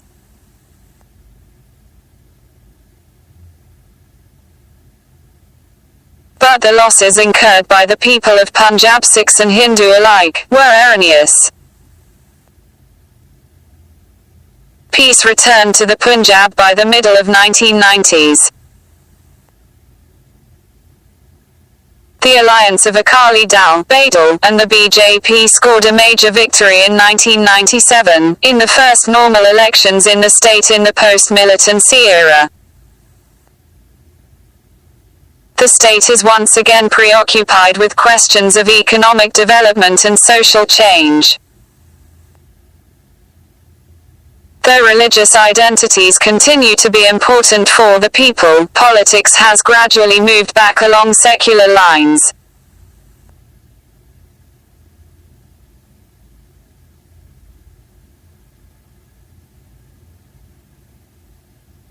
In the Northeast, regional aspirations reached a turning point in 1980s. This region now consists of 7 states, also referred to as the Seven Sisters. The region has only 4% of the country's population but about twice as much share of its area. A small corridor of about 22 kilometers connects the region to the rest of the country. Otherwise, the region shares boundaries with China, Myanmar and Bangladesh and serves as India's gateway to Southeast Asia. The region has witnessed a lot of change since 1947. Tripura, Manipur and Kasai Hills of Meghalaya were erstwhile princely states which merged with India after independence. The entire region of Northeast has undergone considerable political reorganization. Nagaland state was created in 1960, Meghalaya, Manipur and Tripura in 1972, while Arunachal Pradesh and Mizoram became separate states only in 1986. The partition of India in 1947 had reduced the Northeast to a landlocked region and affected its economy. Cut off from the rest of India, the region suffered neglect in developmental terms.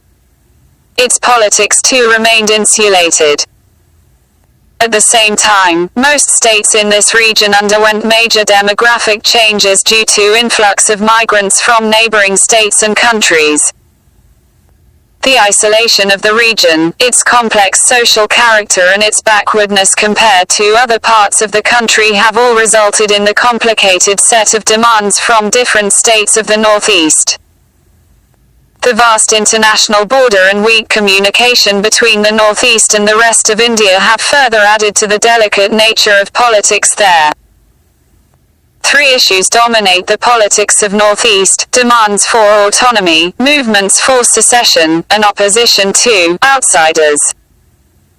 Major initiatives on the first issue in the 1970s set the stage for some dramatic developments on the second and the third in the 1980s. Demands for autonomy at independence. The entire region except Manipur and Tripura comprised the state of Assam. Demands for political autonomy arose when the non-Assamese felt that the Assam government was imposing Assamese language on them. There were opposition and protest riots throughout the state. Leaders of the major tribal communities wanted to separate from Assam. They formed the Eastern India Tribal Union, which later transformed into a more comprehensive all-party Hill Leaders Conference in 1960. They demanded a tribal state to be carved out of Assam. Finally, instead of one tribal state, several states got carved out of Assam. At different points of time, the central government had to create Meghalaya, Mizoram and Arunachal Pradesh out of Assam. Tripura and Manipur were upgraded into states too. The reorganization of the Northeast was completed by 1972. But this was not the end of autonomy demands in this region. In Assam, for example, communities like the Bodis, Karbish and Mazas wanted separate states. They worked for this demand by mobilizing public opinion and popular movement as well as through insurgency. Often the same area was claimed by more than one community. It was not possible to go on making smaller and yet smaller states. Therefore, some other provisions of our federal setup were used to satisfy their autonomy demands while remaining in Assam. Karbish and Mazas have been granted autonomy under district councils while Bodis were recently granted autonomous council. Secessionist movements' demands for autonomy were easier to respond to, for these involved using the various provisions in the Constitution for accommodation of diversities. It was much more difficult when some groups demanded a separate country, not in momentary anger but consistently as a principled position. The Countress leadership faced this problem for a very long time in at least 2 states in the Northeast. A comparison of these 2 cases offers us a lesson in democratic politics. After independence, the Mizo Hills area was made an autonomous district within Assam. Some Mizos believed that they were never a part of British India and therefore did not belong to the Indian Union. But the movement for secession gained popular support after the Assam government failed to respond adequately to the Great Famine of 1959 in Mizo Hills.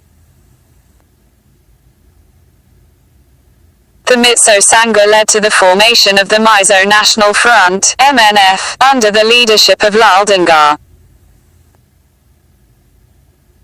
In 1966 the MNF started an armed campaign for independence. Thus, started a 2-decade-long battle between Mizo insurgents and the Indian Army. The MNF fought a guerrilla war, got support from Pakistani government and secured shelter in the then East Pakistan. The Indian security forces countered it with a series of repressive measures of which the common people were the victims.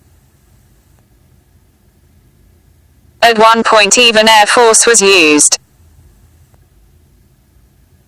These measures caused more anger and alienation among the people.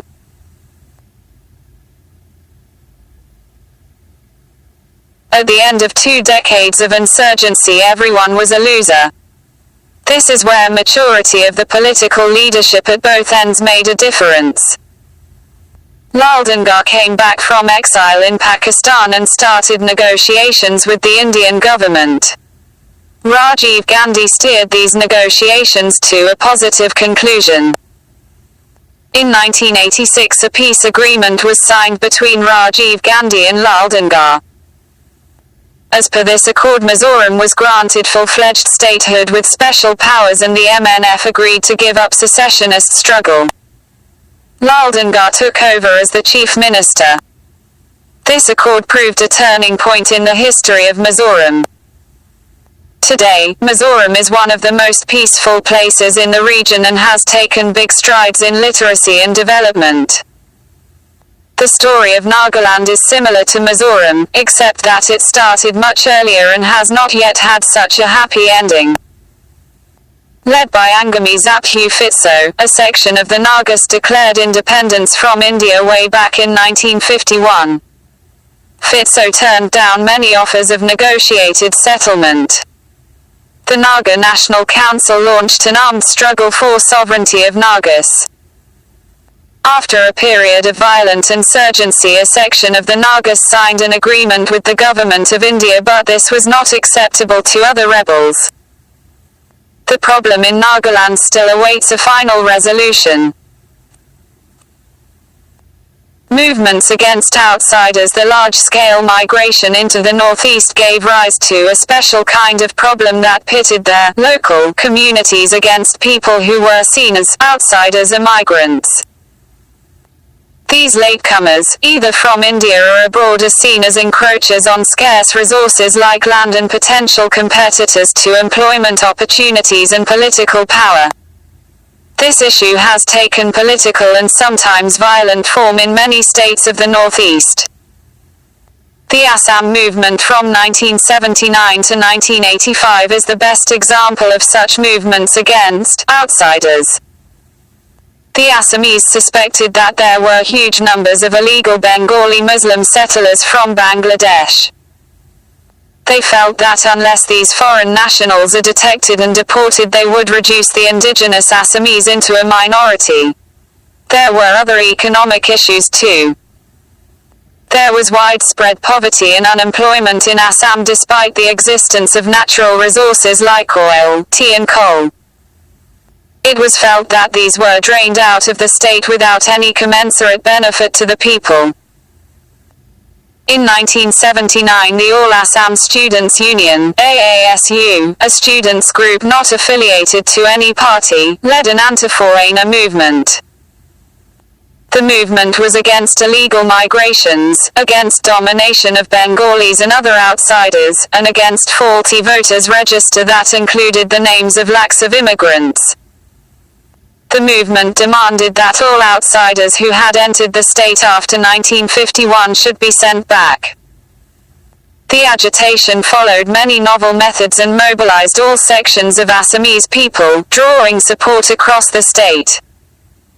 It also involved many tragic and violent incidents leading to loss of property and human lives. The movement also tried to blockade the movement of trains and the supply of oil from Assam to refineries in Bihar. Eventually, after 6 years of turmoil, the Rajiv Gandhi government entered into negotiations with the AASU leaders, leading to the signing of an accord in 1985. According to this agreement, those foreigners who migrated into Assam during and after Bangladesh War and since, were to be identified and deported.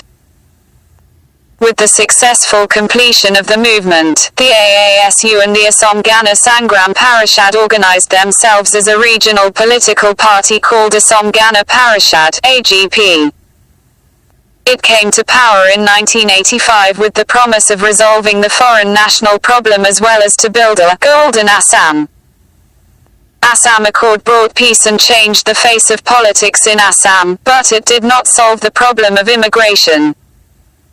The issue of the outsiders continues to be a live issue in the politics of Assam and many other places in the Northeast. This problem is particularly acute, for example, in Tripura, as the original inhabitants have been reduced to being a minority in their own land. The same feeling informs the hostility of the local population to Chakma refugees in Mizoram and Arunachal Pradesh.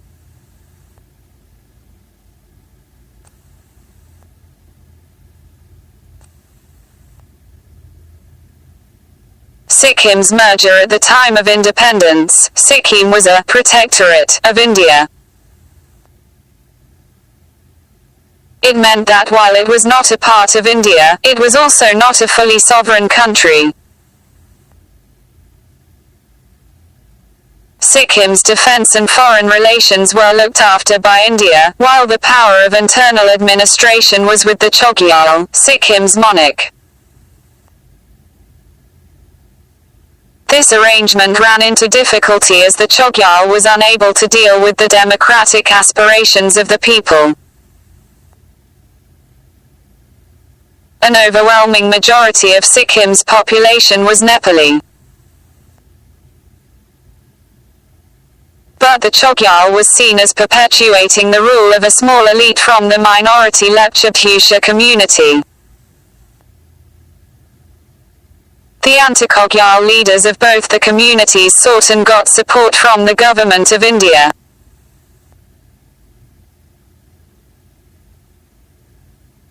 The first democratic elections to Sikkim Assembly in 1974 were swept by Sikkim Congress, which stood for greater integration with India. The Assembly first sought the status of associate state, and then in April 1975 passed a resolution asking for full integration with India.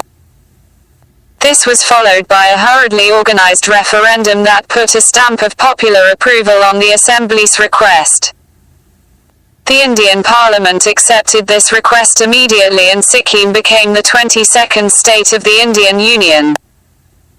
Chogyal did not accept this merger, and his supporters accused the government of India of foul play and use of force. Yet the merger enjoyed popular support and did not become a divisive issue in Sikkim's politics.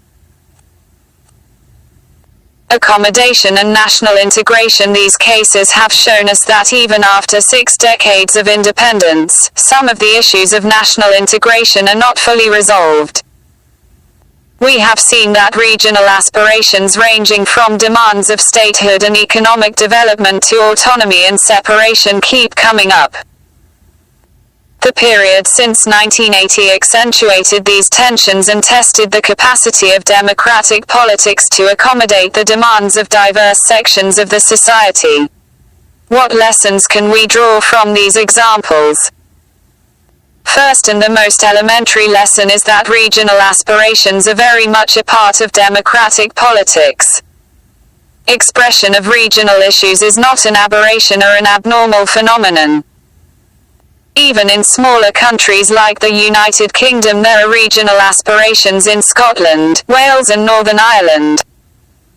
Spain faces secessionist movement from the Basques, and so does Sri Lanka from the Tamils. A large and diverse democracy like India must deal with regional aspirations on a regular basis. Nation building is an ongoing process. The second lesson is that the best way to respond to regional aspirations is through democratic negotiations rather than through suppression. Look at the situations in the 8-year militancy had erupted in Punjab, problems were persisting in the northeast, students in Assam were agitating, Kashmir Valley was on the boil. Instead of treating these as simple law and order problems, the government of India reached negotiated settlement with regional movements. This produced a reconciliation which reduced the tensions existing in many regions. The example of Mizoram shows how political settlement can resolve the problem of separatism effectively. The third lesson is about the significance of power sharing. It is not sufficient to have a formal democratic structure. Besides that, groups and parties from the region need to be given share in power at the state level. Similarly, it is not sufficient to say that the states or the regions have autonomy in their matters. The regions together form the nation. So, the regions must have a share in deciding the destiny of the nation. If regions are not given a share in the national level decision-making, the feeling of injustice and alienation can spread. The fourth lesson is that regional imbalance in economic development contributes to the feeling of regional discrimination. Regional imbalance is a fact of India's development experience. Naturally, the backward states or backward regions in some states feel that their backwardness should be addressed on priority basis and that the policies of the Indian government have caused this imbalance. If some states remain poor and others develop rapidly, it leads to regional imbalances and interregional migrations. Finally, these cases make us appreciate the farsightedness of the makers of our Constitution in dealing with questions of diversity. The federal system adopted by India is a flexible arrangement. While most of the states have equal powers, there are special provisions for some states like J&K and the states in the Northeast.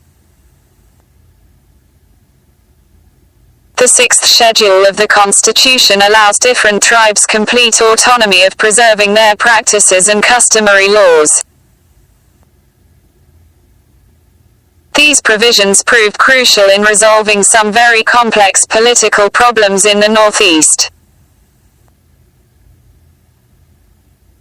What distinguishes India from many other countries that face similar challenges is that the constitutional framework in India is much more flexible and accommodative. Therefore, regional aspirations are not encouraged to espouse separatism. Thus, politics in India has succeeded in accepting regionalism as part and parcel of democratic politics.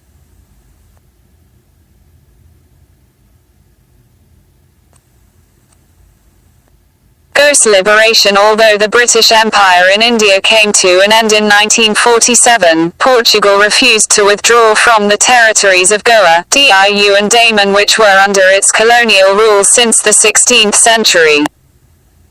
During their long rule, the Portuguese suppressed the people of Goa, denied them civil rights, and carried out forced religious conversions. After India's independence, the Indian government tried very patiently to persuade the Portuguese government to withdraw. There was also a strong popular movement within Goa for freedom. They were strengthened by socialist satyagrahis from Maharashtra. Finally, in December 1961, the government of India sent the army which liberated these territories after barely 2 days of action. Goa, Diu and Daman became Union territory. Another complication arose soon. Led by the Maharashtra Go Monarchic Party (MGP), one section desired that Goa, as a Marathi-speaking area, should merge with Maharashtra. However, many Goans were keen to retain a separate Goan identity and culture, particularly the Kingani language. They were led by the United Goan Party (UGP). In January 1967, the central government held a special opinion poll in Goa asking people to decide if they wanted to be part of Maharashtra or remain separate. This was the only time in independent India that a referendum-like procedure was used to ascertain people's wishes on a subject. The majority voted in favor of remaining outside of Maharashtra. Thus, Goa continued as a union territory. Finally, in 1987, Goa became a state of the Indian Union. E.V. Ramasamy Nayaka, 1879–1973, known as Periyar, the respected, strong supporter of atheism, famous for his anti-caste struggle and rediscovery of Dravid identity, initially a worker of the Congress Party, started the self-respect movement, 1925, led the anti-Brahman movement, worked for the Justice Party and later founded Dravid Kazhagam, opposed to Hindian domination of North India, propounded the thesis that North Indians and Brahmins are Aryans. Sheikh Muhammad Abdullah, 1905–1982.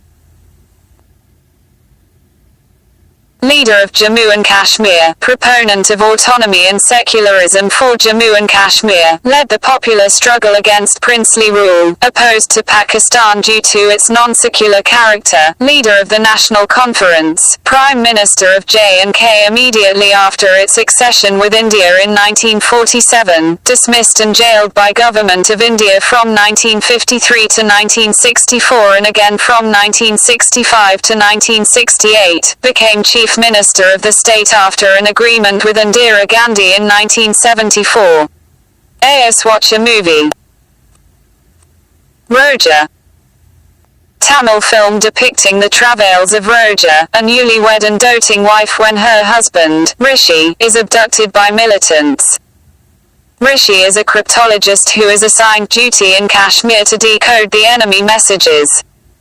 As love blossoms between the husband and the wife, the husband is kidnapped. The kidnappers demand that their jailed leader be set free in exchange of Rishi. Roger's world is shattered and she is seen knocking at the doors of officials and politicians. Since the film has the background of Indo-Pakistan dispute, it made instant appeal. The film was dubbed in Hindi and many other Indian languages. Year, 1992. Director, Maniratnam.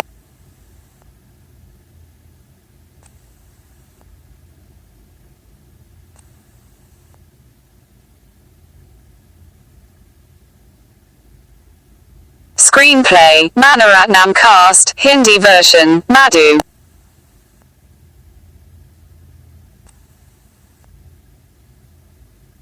Arvind Swamy, Pankaj Kapoor. Janagaraj.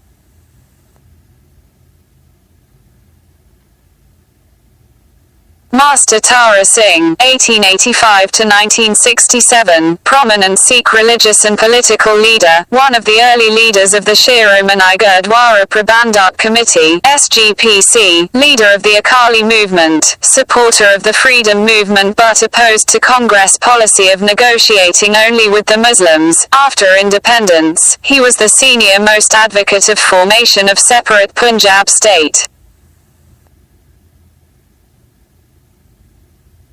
Sant Harchand Singh Longowal, 1932 to 1985, Sikh political and religious leader, began his political career in mid-60s as an Akali leader, became president of Akali Dal in 1980, reached an agreement with Prime Minister Rajiv Gandhi on key demands of Akalis, assassinated by unidentified Sikh youth. Lal Dangar, 1937 to 1990.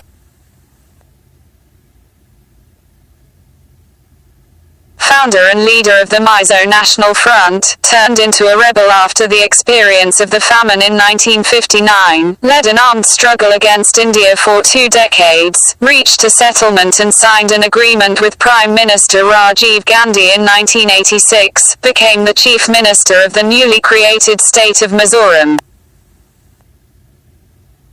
Angami Zapu Fitso, 1904 to 1990, leader of the movement for independent Nagaland, president of Naga National Council, began an armed struggle against the Indian state, went underground, stayed in Pakistan and spent the last 3 decades of his life in exile in UK. Kazi Landupdorji Kangzapa, 1904, leader of democracy movement in Sikkim, founder of Sikkim Praja Mandal and later leader of the Sikkim State Congress, in 1962 founded the Sikkim National Congress. After an electoral victory, he led the movement for integration of Sikkim with India. After the integration, Sikkim Congress merged with the Indian National Congress. Rajiv Gandhi, 1944 to 1991, Prime Minister of India between 1984 and 1989, son of Indira Gandhi, joined active politics after 1980, reached agreements with militants in Punjab, Mizoram and the Students' Union in Assam, pressed for a more open economy and computer technology, sent Indian Army contingent on the request of Sri Lankan government, to sort out the Simulator Mill conflict, assassinated by suspected LTTE suicide bomber.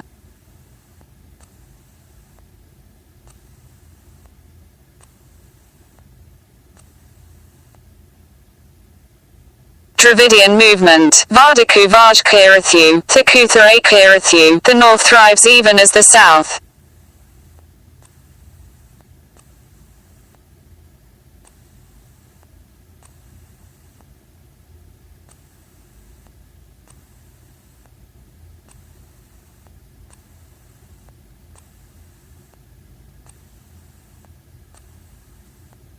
Decays. This popular slogan sums up the dominant sentiments of one of India's most effective regional movements, the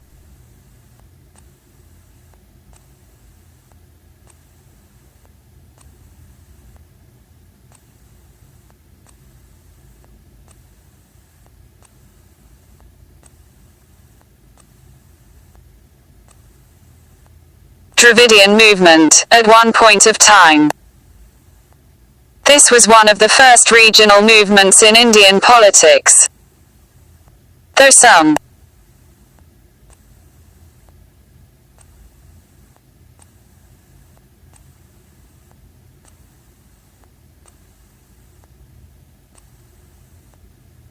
sections of this movement had ambitions of creating a Dravid nation, the movement did not take two arms. It used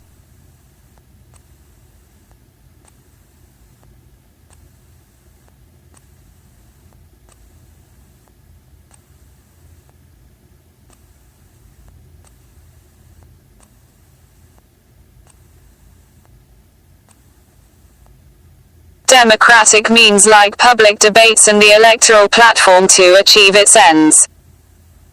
This strategy paid off as the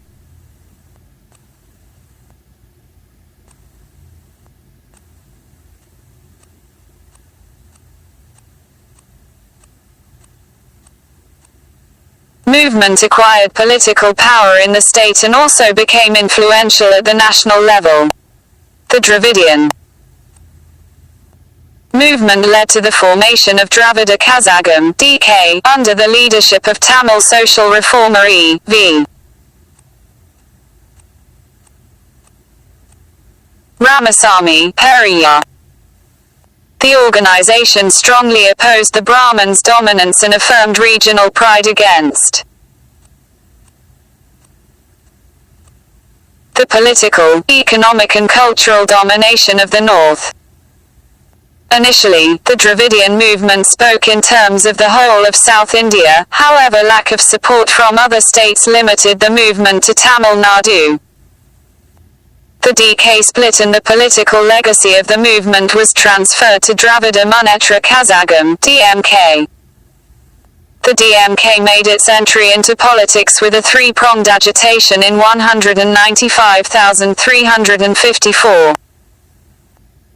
First, it demanded the restoration of the original name of Kalakudi railway station, which had been renamed Dalmiapuram, after an industrial house from the north. This demand brought out its opposition to the North Indian economic and cultural symbols.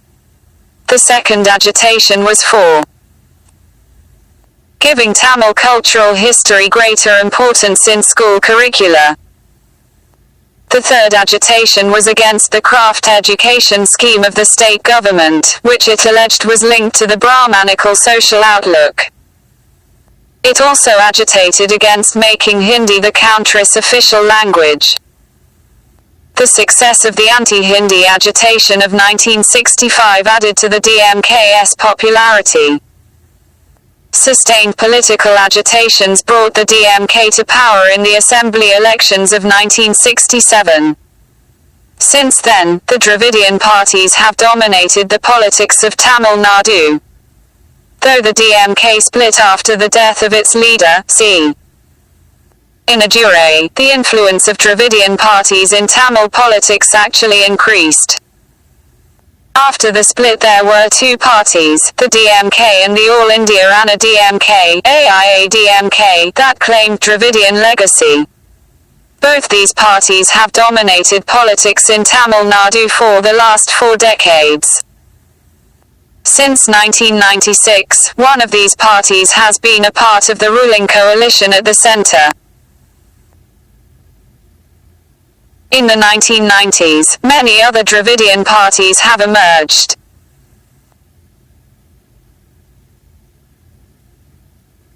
These include Maru Malachchi Dravida Munnetra Kazhagam, MDMK, Patalai Makal Kachi, PMK, and DZ Merpoku Dravida Kazhagam, DMDK. All these parties have kept alive the issue of regional pride in the politics of Tamil Nadu, initially seen as a threat to Indian nationalism. Regional politics in Tamil Nadu is a good example of the compatibility of regionalism and nationalism.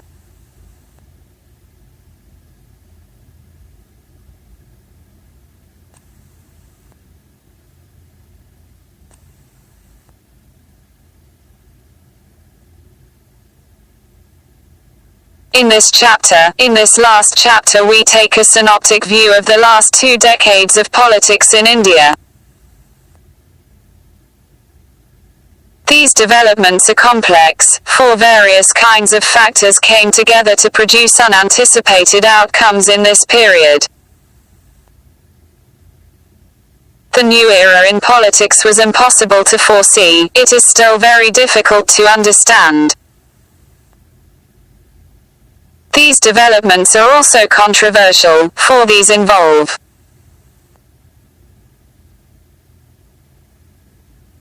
deep conflicts and we are still too close to the events. Yet we can ask some questions central to the political change in this period. What are the implications of the rise of coalition politics for our democracy? What is Mandalization all about? In which ways will it change the nature of political representation? What is the legacy of the Ram Janambhoomi movement and the Ayodhya demolition for the nature of political mobilization? What does the rise of a new policy consensus do to the nature of political choices?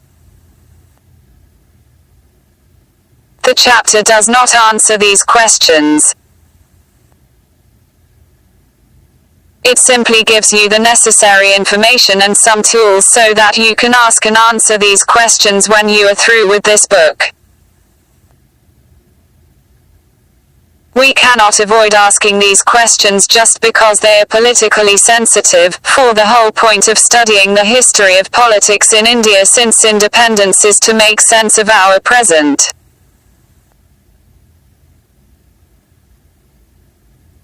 Chapter 9. Recent developments in Indian politics. Context of the 1990s. You have read in the last chapter that Rajiv Gandhi became the Prime Minister after the assassination of Indira Gandhi. He led the Congress to a massive victory in the Lok Sabha elections held immediately thereafter in 1984. As the decade of the 80s came to a close, the country witnessed 5 developments that were to make a long-lasting impact on our politics. First, the most crucial development of this period was the defeat of the Congress Party in the elections held in 1989. The party that had won as many as 415 seats in the Lok Sabha in 1984 was reduced to only 197 in this election. The Congress improved its performance and came back to power soon after the midterm elections held in 1991. But the elections of 1989 marked the end of what political scientists have called their Congress system. To be sure, the Congress remained an important party and ruled the country more than any other party even in this period since 1989. But it lost the kind of centrality it earlier enjoyed in the party system. Second development was the rise of the Mandal issue in national politics. This followed the decision by the new National Front government in 1990 to implement the recommendation of the Mandal Commission that jobs in central government should be reserved for the other backward classes. This led to violent, anti-Mandal protests in different parts of the country. This dispute between the supporters and opponents of OBC reservations was known as the Mandal issue, and was to play an important role in shaping politics since 1989. Third, the economic policy followed by the various governments took a radically different turn. This is known as the initiation of the Structural Adjustment Program or the new economic reforms. Started by Rajiv Gandhi, these changes first became very visible in 1991 and radically changed the direction that the Indian economy had pursued since independence. These policies have been widely criticized by various movements and organizations. But the various governments that came to power in this period have continued to follow these. Fourth, a number of events culminated in the demolition of the disputed structure at Ayodhya, known as Babri Masjid, in December 1992. This event symbolized and triggered various changes in the politics of the country and intensified debates about the nature of Indian nationalism and secularism. These developments are associated with the rise of the BJP and the politics of Hindutva. Finally, the assassination of Rajiv Gandhi in May 1991 led to a change in leadership of the Congress Party. He was assassinated by a Sri Lankan Tamil linked to the LTTE when he was on an election campaign tour in Tamil Nadu. In the elections of 1991, Congress emerged as the single largest party. Following Rajiv Gandhi's death, the party chose Narasimha Rao as the Prime Minister.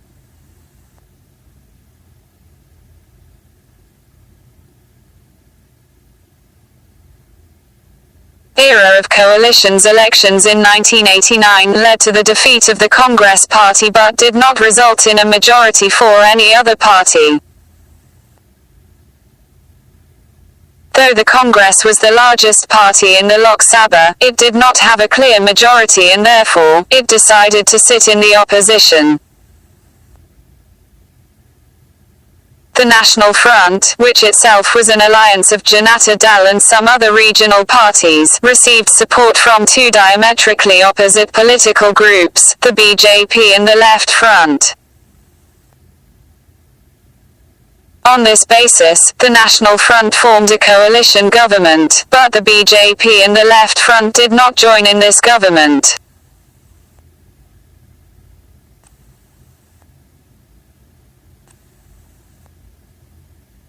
Decline of Congress. The defeat of the Congress Party marked the end of Congress dominance over the Indian party system. Do you remember the discussion in Chapter 5 about the restoration of the Congress system? Way back in the late 60s, the dominance of the Congress Party was challenged, but the Congress under the leadership of Indira Gandhi managed to re-establish its predominant position in politics. The 90s saw yet another challenge to the predominant position of the Congress. It did not, however, mean the emergence of any other single party to fill in its place. Thus, began an era of multi-party system. To be sure, a large number of political parties always contested elections in our country. Our parliament always had representatives from several political parties. What happened after 1989 was the emergence of several parties in such a way that one or two parties did not get most of the votes or seats.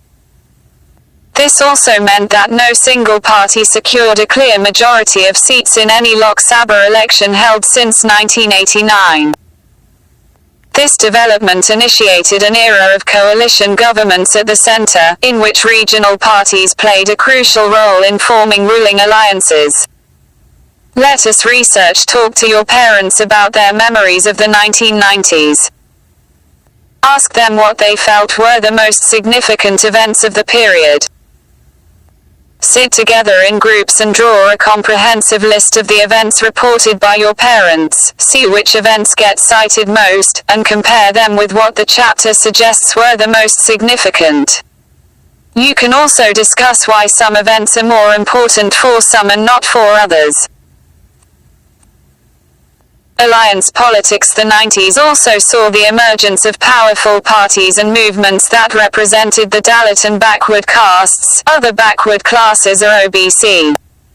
Many of these parties represented powerful regional assertion as well.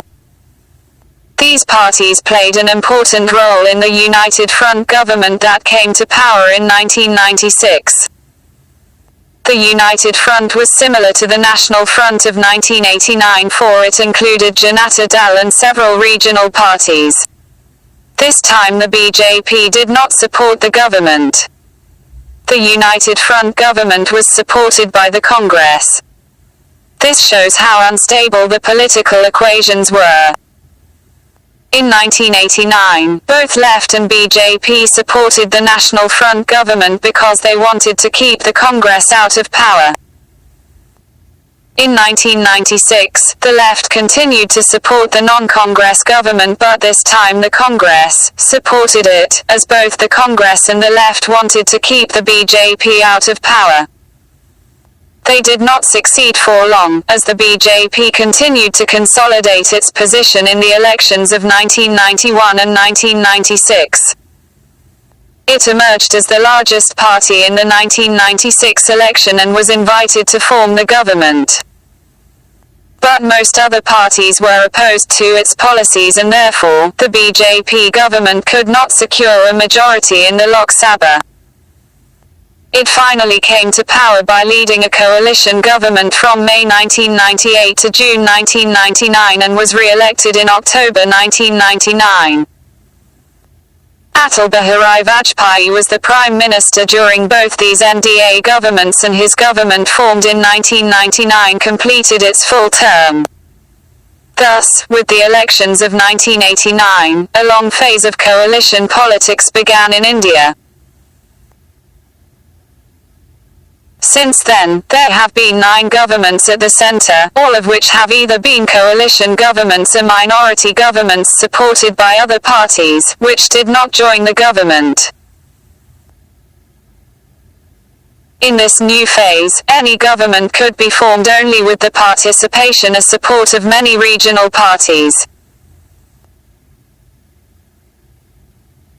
This applied to the National Front in 1989, the United Front in 1996 and 1997, the NDA in 1997, BJP-led coalition in 1998, NDA in 1999 and the UPA in 2004. Let us connect this development with what we have learned so far.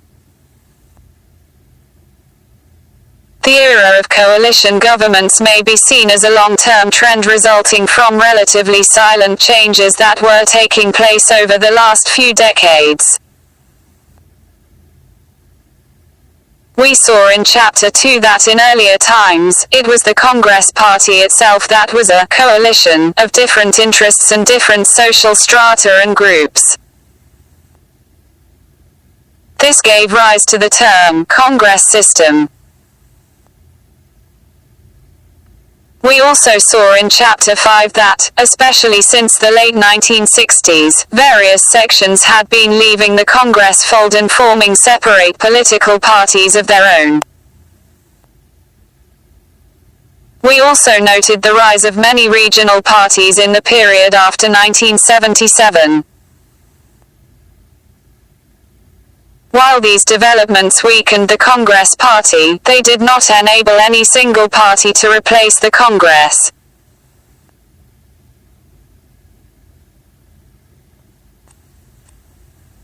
Political rise of other backward classes. One long-term development of this period was the rise of other backward classes as a political force. You have already come across this term, OBC. This refers to the administrative category, other backward classes. These are communities other than SC and Saint who suffer from educational and social backwardness. These are also referred to as backward castes. We have already noted in Chapter 6 that the support for the Congress among many sections of their backward castes had declined. This created a space for non-Congress parties that drew more support from these communities. You would recall that the rise of these parties first found political expression at the national level in the form of the Janata Party government in 1977. Many of the constituents of the Janata Party, like the Bharatiya Janata Dal and the Samyukta Socialist Party, had a powerful rural base among some sections of the OBC. In the 1980s, the Janata Dal brought together a similar combination of political groups with strong support among the OBCs. The decision of the National Front government to implement the recommendations of the Mandel Commission further helped in shaping the politics of other backward classes. The intense national debate for and against reservation in jobs made people from the OBC communities more aware of this identity. Thus, it helped those who wanted to mobilize these groups in politics. This period saw the emergence of many parties that sought better opportunities for OBCs in education and employment, and also raised the question of the share of power enjoyed by the OBCs. These parties claimed that since OBCs constituted a large segment of Indian society, it was only democratic that the OBCs should get adequate representation in administration and have their due share of political power. The Mandel Commission reservations for the OBC were in existence in southern states since the 1960s, if not earlier. But this policy was not operative in North Indian states. It was during the tenure of Janata Party government in 197,779 that the demand for reservations for backward castes in North India and at the national level was strongly raised. Karpuri Thakur, the then Chief Minister of Bihar, was a pioneer in this direction. His government had introduced a new policy of reservations for OBCs in Bihar. Following this, the central government appointed a commission in 1978 to look into and recommend ways to improve the conditions of the backward classes. This was the second time since independence that the government had appointed such a commission. Therefore, this commission was officially known as the Second Backward Classes Commission. Popularly, the commission is known as the Mandel Commission, after the name of its chairperson, Bindeshwari Prasad Mandel. The Mandel Commission was set up to investigate the extent of educational and social backwardness among various sections of Indian society and recommend ways of identifying these backward classes. It was also expected to give its recommendations on the ways in which this backwardness could be ended. The Commission gave its recommendations in 1980. By then the Janata government had fallen. The Commission advised that backward classes hold pointers to mean backward castes, since many castes, other than the scheduled castes, were also treated as low in the caste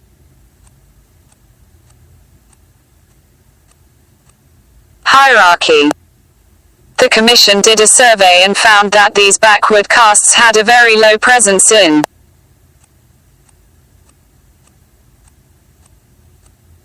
both educational institutions and in employment in public services. It therefore recommended reserving 27%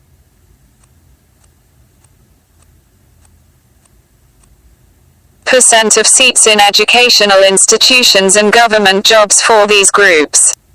The Mandel Commission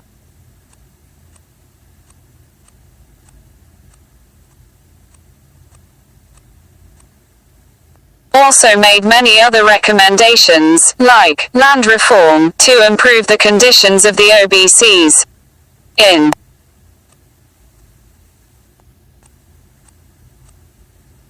August 1990, the National Front government decided to implement one of the recommendations of Mandel Commission pertaining to reservations for OBCs in jobs in the central government and its undertakings. This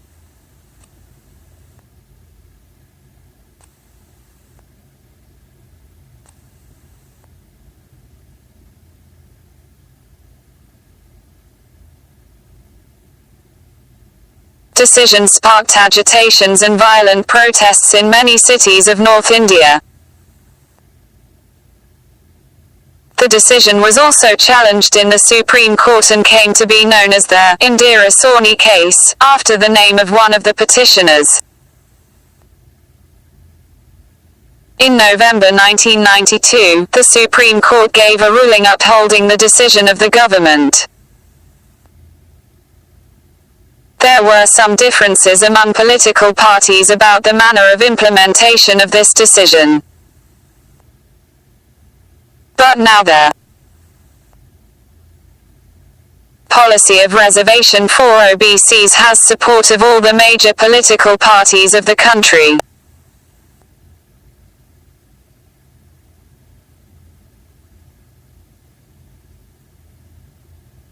Political fallouts. The 1980s also saw the rise of political organization of the Dalits. In 1978, the Backward and Minority Classes Employees Federation (BAMCHF) was formed. This organization was not an ordinary trade union of government employees. It took a strong position in favor of political power to the Bahujan, the SC and ST, OBC and minorities. It was out of this that the subsequent Dalit Shoshet Samaj Sangharsh Samiti and later the Bahujan Samaj Party (BSP) emerged under the leadership of Kanshi Ram. The BSP began as a small party supported largely by Dalit voters in Punjab, Haryana and Uttar Pradesh. But in 1989 and the 1991 elections, it achieved a breakthrough in Uttar Pradesh. This was the first time in independent India that a political party supported mainly by Dalit voters had achieved this kind of political success. In fact, the BSP, under Kanshi Ram's leadership, was envisaged as an organization based on pragmatic politics. It derived confidence from the fact that the Bahujans, SC, Saint, OBC and religious minorities constituted the majority of the population, and were a formidable political force on the strength of their numbers. Since then the BSP has emerged as a major political player in the state and has been in government on more than one occasion. Its strongest support still comes from Dalit voters, but it has expanded its support now to various other social groups. In many parts of India, Dalit politics and OBC politics have developed independently and often in competition with each other. Communalism, secularism, democracy. The other long-term development during this period was the rise of politics based on religious identity, leading to a debate about secularism and democracy. We noted in Chapter 6 that in the aftermath of the emergency, the Bharatiya Jana Sangh had merged into the Janata Party. After the fall of the Janata Party and its breakup, the supporters of erstwhile Jana Sangh formed the Bharatiya Janata Party (BJP) in 1980. Initially, the BJP adopted a broader political platform than that of the Jana Sangh. It embraced Gandhian socialism as its ideology. But it did not get much success in the elections held in 1980 and 1984. After 1986, the party began to emphasize the Hindu nationalist element in its ideology. The BJP pursued the politics of Hindutva and adopted the strategy of mobilizing the Hindus. Hindutva literally means Hinduness and was defined by its originator, V.D. Savarkar, as the basis of Indian, in his language also Hindu, nationhood. It basically meant that to be members of the Indian nation, everyone must not only accept India as their fatherland, Pitrabhu, but also as their holy land, Punjabu. Believers of Hindutva argue that a strong nation can be built only on the basis of a strong and united national culture. They also believe that in the case of India the Hindu culture alone can provide this base. Two developments around 1986 became central to the politics of BJP as a Hindutva party. The first was the Shah Bano case in 1985. In this case, a 62-year-old divorced Muslim woman had filed a case for maintenance from her former husband. The Supreme Court ruled in her favor. The Orthodox Muslims saw the Supreme Court's order as an interference in Muslim personal law. On the demand of some Muslim leaders, the government passed the Muslim Women Protection of Rights on Divorce Act, 1986 that nullified the Supreme Court's judgment. This action of the government was opposed by many women's organizations, many Muslim groups and most of the intellectuals.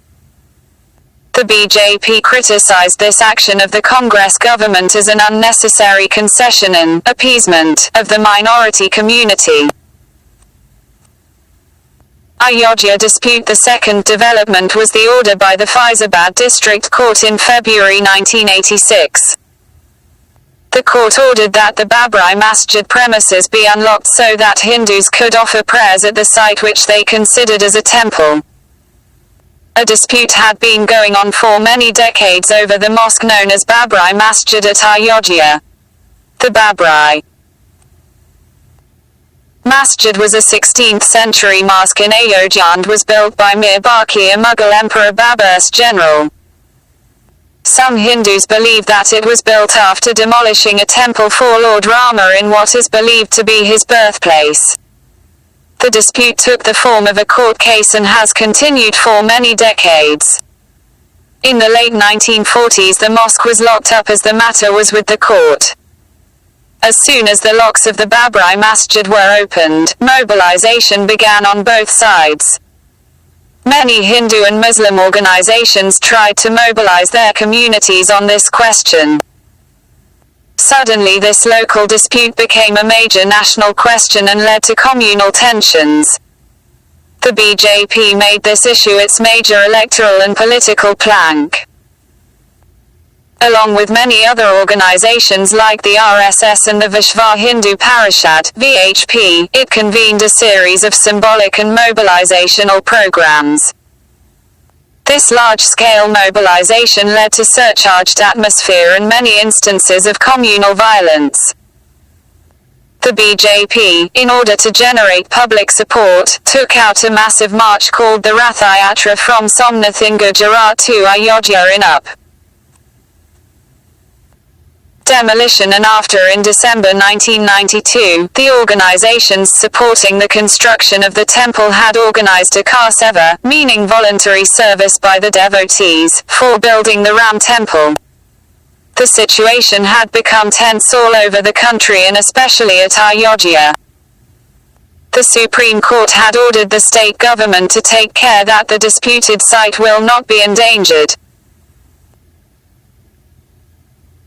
However, thousands of people gathered from all over the country at Ayodhya on the 6th of December 1992 and demolished the mosque.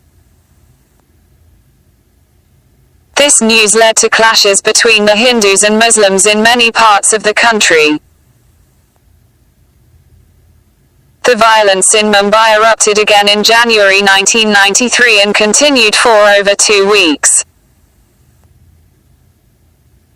The events at Ayodhya led to a series of other developments. The state government, with the BJP as the ruling party, was dismissed by the centre. Along with that, other states where the BJP was in power, were also put under president's rule. A case against the Chief Minister of Uttar Pradesh was registered in the Supreme Court for contempt of court since he had given an undertaking that the disputed structure will be protected. The BJP officially expressed regret over the happenings at Ayodhya. The central government appointed a commission to investigate into the circumstances leading to the demolition of the mosque. Most political parties condemned the demolition and declared that this was against the principles of secularism. This led to a serious debate over secularism and posed the kind of questions our country faced immediately. After partition, was India going to be a country where the majority religious community dominated over the minorities? Or would India continue to offer equal protection of law and equal citizenship rights to all Indians irrespective of their religion? During this time, there has also been a debate about using religious sentiments for electoral purposes. India's democratic politics is based on the premise that all religious communities enjoy the freedom that they may join any party and that there will not be community-based political parties. This democratic atmosphere of communal amity has faced many challenges since 1984.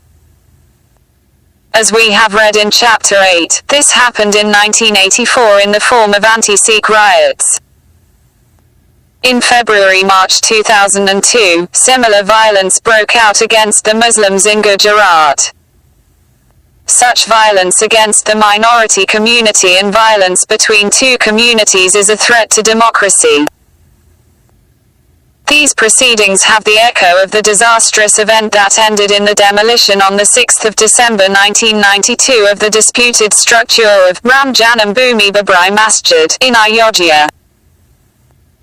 Thousands of innocent lives of citizens were lost, extensive damage to property caused, and more than all a damage to the image of this great land as one fostering great traditions of tolerance, faith, brotherhood amongst the various communities inhabiting the land was impaired in the international scene. It is unhappy that a leader of a political party and the chief minister has to be convicted of an offense of contempt of court. But it has to be done to uphold the majesty of law. We convict him of the offense of contempt of court. Since the contempt raises larger issues which affect the very foundation of the secular fabric of our nation, we also sentence him to a token imprisonment of 1 day. Chief Justice Venkatachalaya and Justice G.N. Ray of Supreme Court observations in a judgment on the failure of the Chief Minister of Uttar Pradesh to keep the promise that he had made before the National Integration Council to protect their Ram Janambhoomi Babri Masjid structural mode. Aslam v. Union of India, the 24th of October 1994. Anti-Muslim riots in Gujarat. In February-March 2002, large-scale violence against Muslims took place in Gujarat. The immediate provocation for this violence was an incident that took place at a station called Godhra. A bogie of a train that was returning from Ayodhya and was full of Kasavaks was set on fire. 57 people died in that fire. Suspecting the hand of the Muslims in setting fire to the bogie, large-scale violence against Muslims began in many parts of Gujarat from the next day. This violence continued for almost a whole month. Nearly 1,100 persons, mostly Muslims, were killed in this violence. The National Human Rights Commission criticized the Gujarat government's role in failing to control violence, provide relief to the victims and prosecute the perpetrators of this violence. The Election Commission of India ordered the assembly elections to be postponed. As in the case of anti-Sikh riots of 1984, Gujarat riots show that the governmental machinery also becomes susceptible to sectarian passions. Instances, like in Gujarat, alert us to the dangers involved in using religious sentiments for political purposes. This poses a threat to democratic politics. Emergence of a new consensus. The period after 1989 is seen sometimes as the period of decline of Congress and rise of BJP. If you want to understand the complex nature of political competition in this period, you have to compare the electoral performances of the Congress and the BJP. Changing pattern of performance of Congress and BJP. Now let us try to understand the meaning of the information given in the figure. You will notice that BJP and Congress were engaged in a tough competition in this period. What is the difference between their electoral fortunes? If you compare these with the 1984 elections, You will notice that since the 1989 elections, the votes polled by the two parties, Congress and the BJP, do not add up to more than 50%. The seats won by them too, do not add up to more than half the seats in the Lok Sabha. So, where did the rest of the votes and seats go? Look at the both charts showing Congress and Janata family of parties. Which among the parties that exist today are neither part of Congress family of parties nor part of Janata family of parties? The political competition during 19 is divided between the coalition led by BJP and the coalition led by the Congress. Can you list the parties that are not part of any of these two coalitions?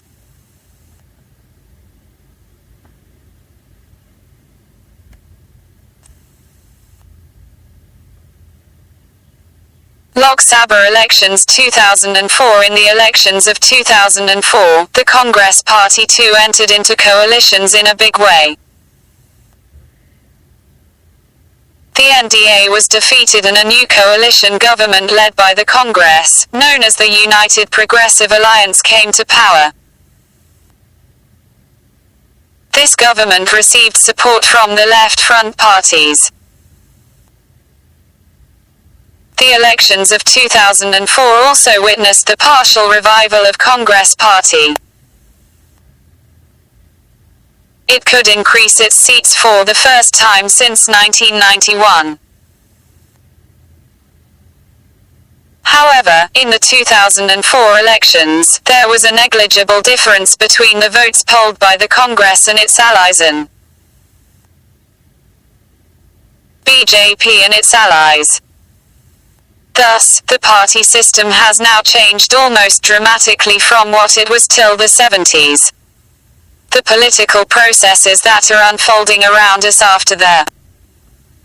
Four groups of parties: parties that are in coalition with the Congress, parties that are in alliance with the BJP, left front parties, and other parties who are not part of any of these three. The situation suggests that political competition will be multi-cornered. By implication, the situation also assumes a divergence of political ideologies. Consensus, however, on many crucial issues, a broad agreement has emerged among most parties. In the midst of severe competition and many conflicts, a consensus appears to have. Consensus consists of four elements. Opposed to the new economic policies, most political parties are in support of the new economic policies. Most parties believe that these policies would lead the country to prosperity and a status of economic power in their world. Second, acceptance of the political and social claims of the recognized that the social and political parties now support reservation of seats for their backward classes in education, are also willing to ensure that the OBCs get. Third, acceptance of the role of state-level parties in governance. Level parties is fast becoming less important. As we saw in this chapter, state-level parties are sharing power and have played a central role in the country. Fourth, emphasis on pragmatic considerations rather than ideological positions and political alliances without ideological agreement. Coalition politics has shifted the focus off political. Most parties of the NDA did not agree with the Hindutva ideology of the BJP. Yet, they came together to form a government power for a full term. All these are momentous changes and are going to this study of politics in India with the discussion of how the Congress emerged as a dominant party. From that situation, we have now arrived at a more competitive politics, but politics that is based on a certain agreement among the main political actors. Thus, even as political parties act within the sphere of this consensus, popular movements and organizations are simultaneously identifying new forms, visions and pathways of development. Issues like poverty, displacement, minimum wages, livelihood and social security are being put on the political agenda by people's movements, reminding the state of its responsibility. Similarly, issues of justice and democracy are being voiced by the people in terms of future of democracy. All we know is that democratic politics is here to stay in India and that it will unfold through a continuous churning of some of the factors mentioned in this chapter. B.P. Mandal, 1918 to 1982, M.P. From Backward Classes Commission that recommended. From Bihar, Chief Minister of Bihar for Kanshi Ram, 1934 to 2006, proponent of Bahujan empowerment and founder of Bahujan Samaj Party (BSP), left his central government job for social and political work. Founder of BAMCHIF, DS astute political strategist, he regarded political power as master key to attaining social equality, credited with Dalit resurgence in North Indian states. 1990s show the emergence of broadly growing emerged among most parties. This first agreement on new economic policies while many grew ups. Backward classes political parties have claims of the backward castes need to be accepted as Asian and employment. Political adequate share of power of the country, the distinction between state level and national politics of last 20 years or so. Parties from ideological differences to power sharing arrangements. Thus, happy politics in the near future. We started class, caste, gender and regions. We cannot predict their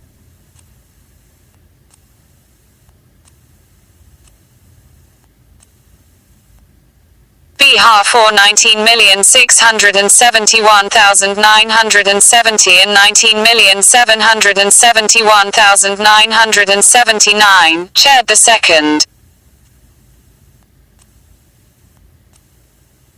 reservations for other backward classes, A. Just a month and a half in 1968, joined the Janata Party in 1977. 4 and finally the BSP in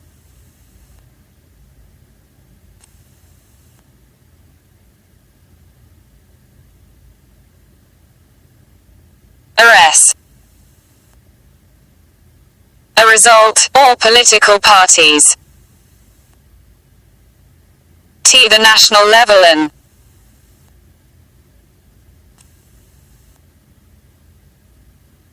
ND remained in implicit.